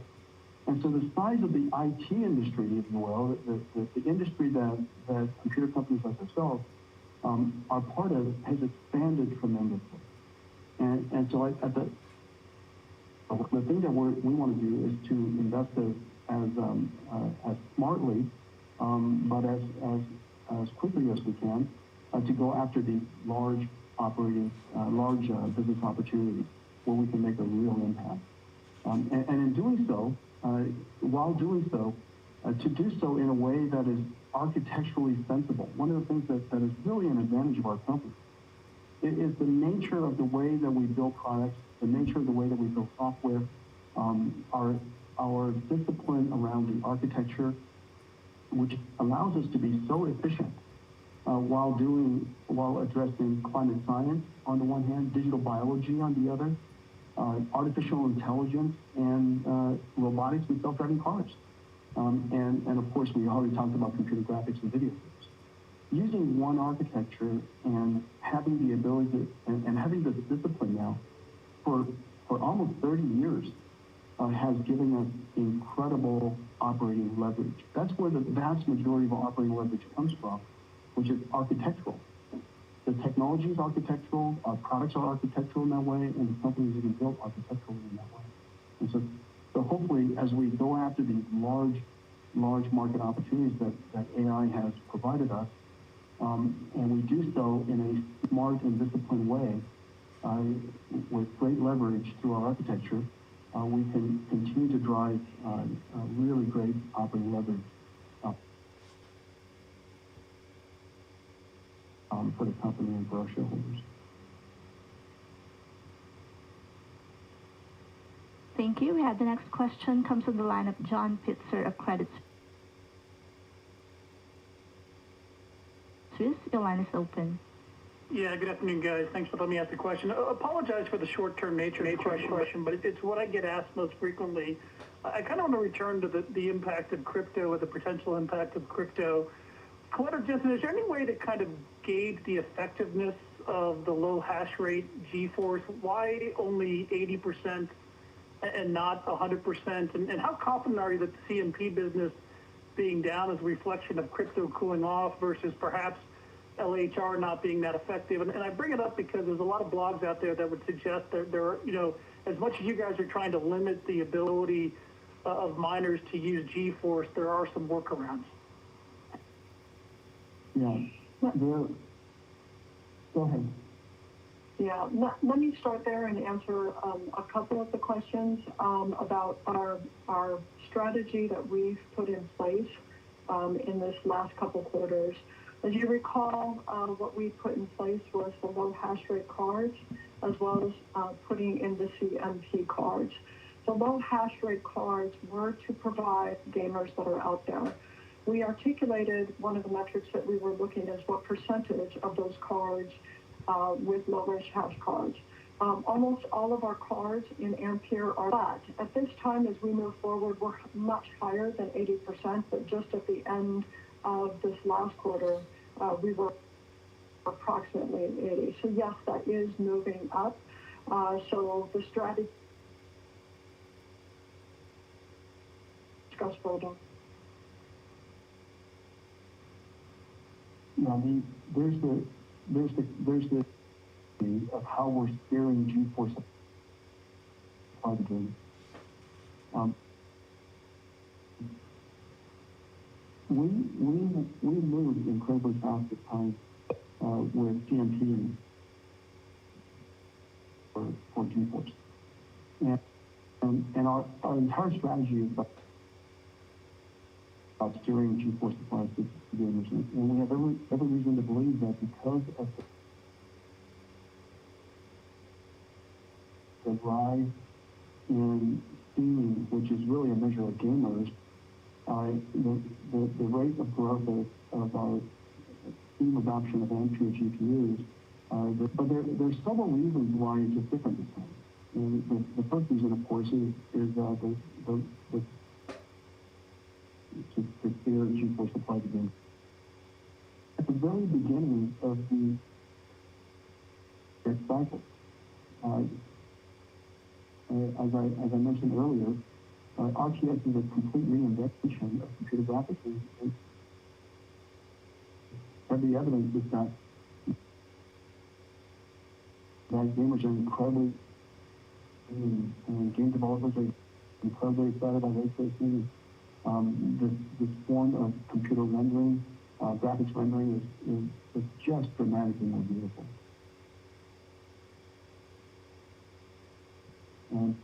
And we're at the beginning of that cycle, and only 20% has been upgraded so far. So we have 80% to go.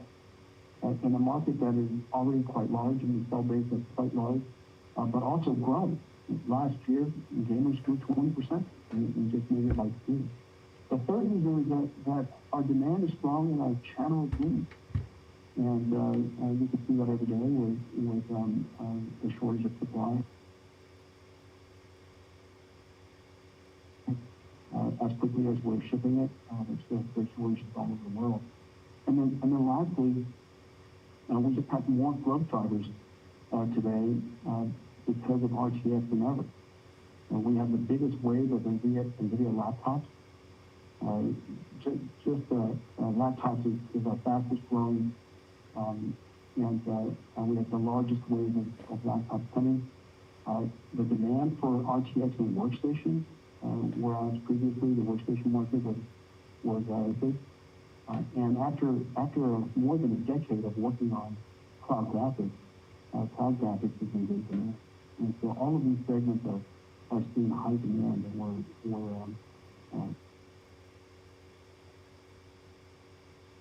while we continue to be supply limited. So I think that the situations are very different, and RTX is making a huge difference. Yes, thank you. Good evening. My question is about the split between the hyperscale and the vertical customers in the data center business and the trends you're seeing in each. I think in your prepared remarks, you said both would be up in the October quarter, but I'm interested to see if you're seeing any differing trends there, particularly in the vertical business, as perhaps business conditions normalize and companies return to the office and they adjust their spending plans accordingly. Taylor. So with our Q2 results, our vertical industries is still essentially 50% of our data vertical industries. Our hyperscales make up the other portion of that, slightly below the 50%. And then we also have our supercomputer. As we move into Q3, as we discussed, we will see an acceleration of both our vertical industries and our hyperscalers, as we will see if Jensen has additional commentary. There's a fundamental difference in use of HPC or AI versus the industrial use of HPC and AI. In the world of hyperscalers and internet service providers, they're making recommendations, articles and search results and so on and so forth. And the difference in the improvement in accuracy that deep learning and artificial intelligence, large recommender systems can provide is really needle moving for them. In the world of industry, the reason why artificial intelligence is transformative, recognizing that most of the things that I just mentioned earlier, it's not really a dynamic in the world's largest industries, or logistics or transportation or retail. The vast majority of the reasons why in some of the physical sciences industries, whether it's energy or transportation and such, or healthcare, it is additional first principle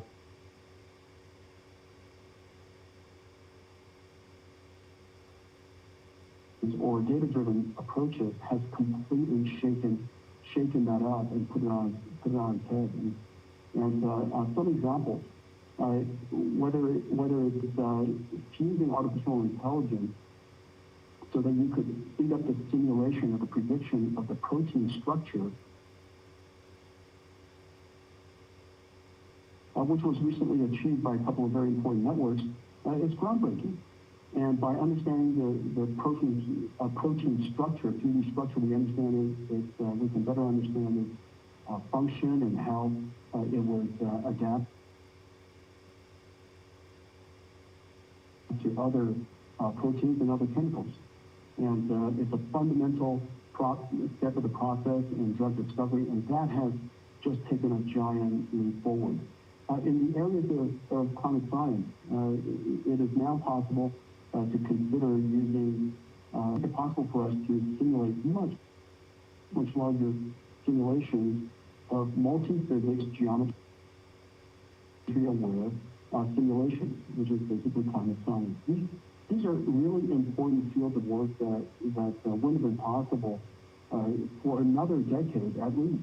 And just as we've made possible using artificial intelligence, the realization of real-time ray tracing, in every field of science, whether it's climate simulation, energy discovery, drug discovery, we're starting to see the industry recognizing that the fusion of the first principle simulation and data-driven artificial intelligence approaches is going to get a giant leap up. And that is a second dynamic. The other dynamic for industry is for the very first time, they could deploy AI models out to the edge to do a better job with agriculture, to do a better job with asset protection in warehouses, to do a better job with automating retail. AI is going to make it possible for all of these types of automations to finally be realized. And so the dynamics are all very different. That last one has to do with edge AI, which is made possible by putting AI right at the point of data and right at the point of action, because you need it to be low cost, you need it to be high performance and instantly responsive, and you can't afford to stream all of the data to the cloud all the time. And so each one of them has a slightly different dynamic. Thank you. Your final of Truist Securities, your line is open. Great. Thanks so much for taking my question. Justin, I'm wondering if you can talk for a moment about Omniverse. This looks like a really cool technology, but I tend to get very few questions from investors about it, but it looks to me like this could be potentially very meaningful technology for you longer term. Can you explain perhaps what capabilities and what markets this is going after? It looks like perhaps this is going to position you very well in augmented and virtual reality, but maybe it's a sort of different market or group of markets. It's a bit confusing to us. So if you could maybe help us understand it, I think we'd really appreciate it. Thank you. I really appreciate the question, and it's one of the most important things we're doing.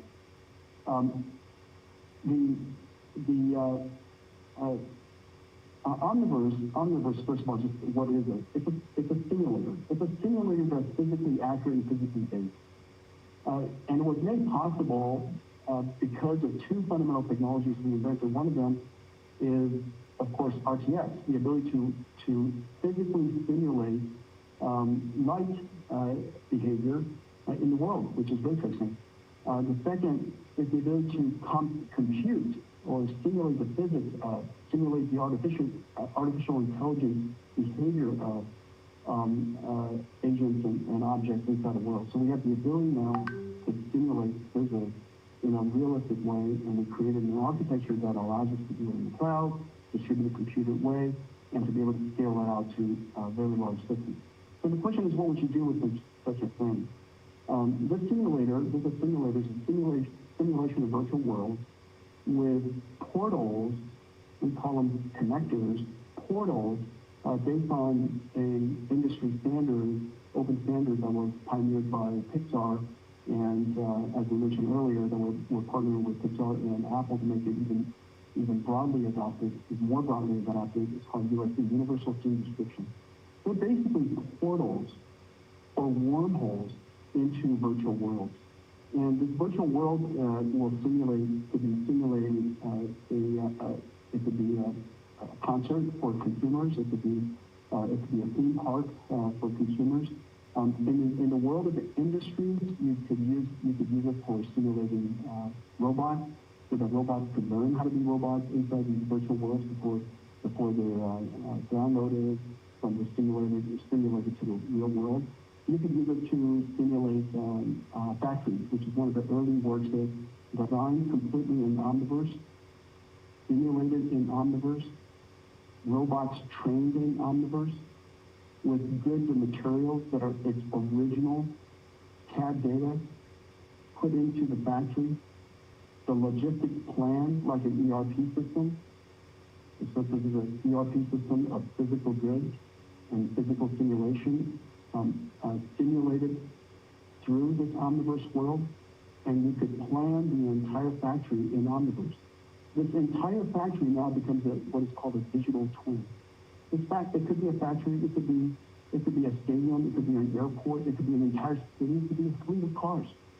These digital twins would allow us to simulate new algorithms, new AI, new and optimization algorithms before we deploy it into the physical world. And so what is Omniverse? Well, Omniverse is going to be an overlay, if you will, a virtual world that increasingly people call the Metaverse. And we've now heard several companies talk about the Metaverse. We all come from different perspectives. Some of it from social perspective, some of it from a gaming perspective, some of it, in our case, from an industrial and design and engineering perspective. But the omniverse is essentially an overlay of the internet, an overlay of the physical world, and it's going to fuse all these different worlds together long term.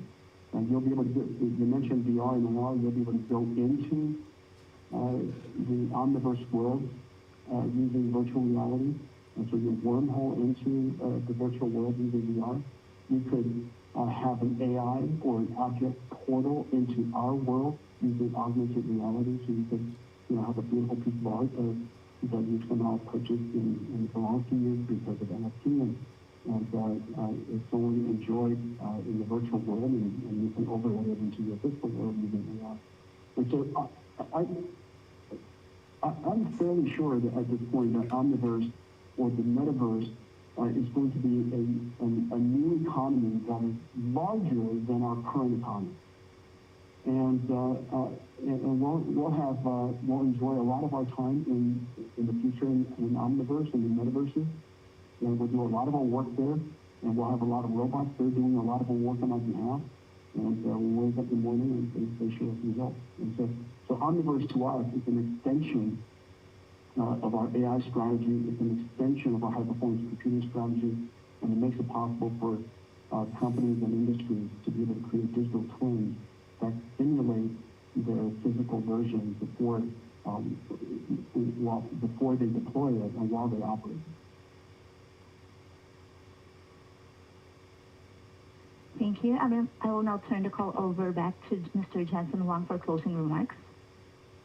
Thank you. We had an excellent quarter fueled by surging demand for NVIDIA computing. Our pioneering work in accelerated computing continues to advance graphics, scientific computing, and AI.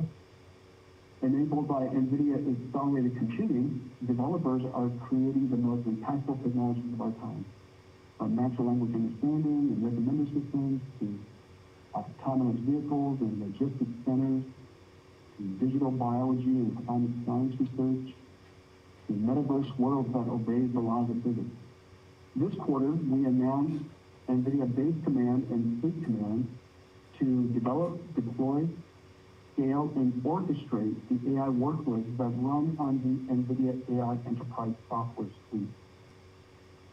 With our new enterprise software, wide range of NVIDIA-powered systems, and global network of system and integration partners, we can accelerate the world's largest industries as they race to benefit from the transformative power of AI. We are thrilled to have launched NVIDIA Omniverse, a simulation platform nearly 5 years in the making that runs physically realistic virtual worlds and connects to other digital platforms. We imagine engineers, designers, and even autonomous machines connecting to Omniverse to create digital twin simulated worlds that help train robots, operate autonomous factories, simulate fleets of autonomous vehicles, and even predict human impact on Earth's climate. The future will have artificial intelligence augmenting our own, and the metaverse augmenting our physical world. It will be populated by real and AI visitors and open new opportunities for artists, designers, scientists, and even businesses. A whole new digital economy will emerge. Omniverse is a platform for building the metaverse vision. We're doing some of our best work and most impactful work in our history. I want to thank all of NVIDIA's employees for their amazing work and the exciting future we are inventing together. Thank you. See you next time. Thank you. This concludes today's conference call. Okay, ladies and gentlemen. Okay. So, what did we have here? We had their closing remarks, a lot of pushes of narrative on the metaverse, just like we expected. So, what can we expect from the metaverse according to Nvidia's CEO? We can expect an economy that has the potential to be an economy bigger than our real world economy, which is a huge, I guess, bet that we're going to all eventually spend more time on the computer and engaging with people through VR, AR, and I would love to know what you guys think in the comment section. I'm gonna give my closing remarks. I think that Nvidia is probably one of the best suited companies in the world to kind of capitalize on this move to virtual reality, augmented reality, gaming metaverse. And they're already showing their strength in data centers. They're probably going to close that ARM deal. They're taking a lot of business from Intel and other companies. So there's basically no reason for anybody to convince themselves that they shouldn't own the stock. And now that the call has ended, really quickly just want to look at the price right now. Now that the call has ended, and Nvidia stock price, last moves of the day were positive. The stock went up to 195, so 2.87% plus on after hours, making the end of the day for Nvidia stock pretty sweet. I'm looking forward to creating a video for Nvidia's earnings, just a whole separate video, probably anywhere in the next week or two after we all have time to digest the content. Guys, if this was your first time on this channel and you haven't subscribed yet, this is the time to subscribe to the channel for much more investing content. And if you enjoyed this live stream, before signing off, hit that like button. I promise you it's free and it helps the channel a lot, and I would really appreciate it.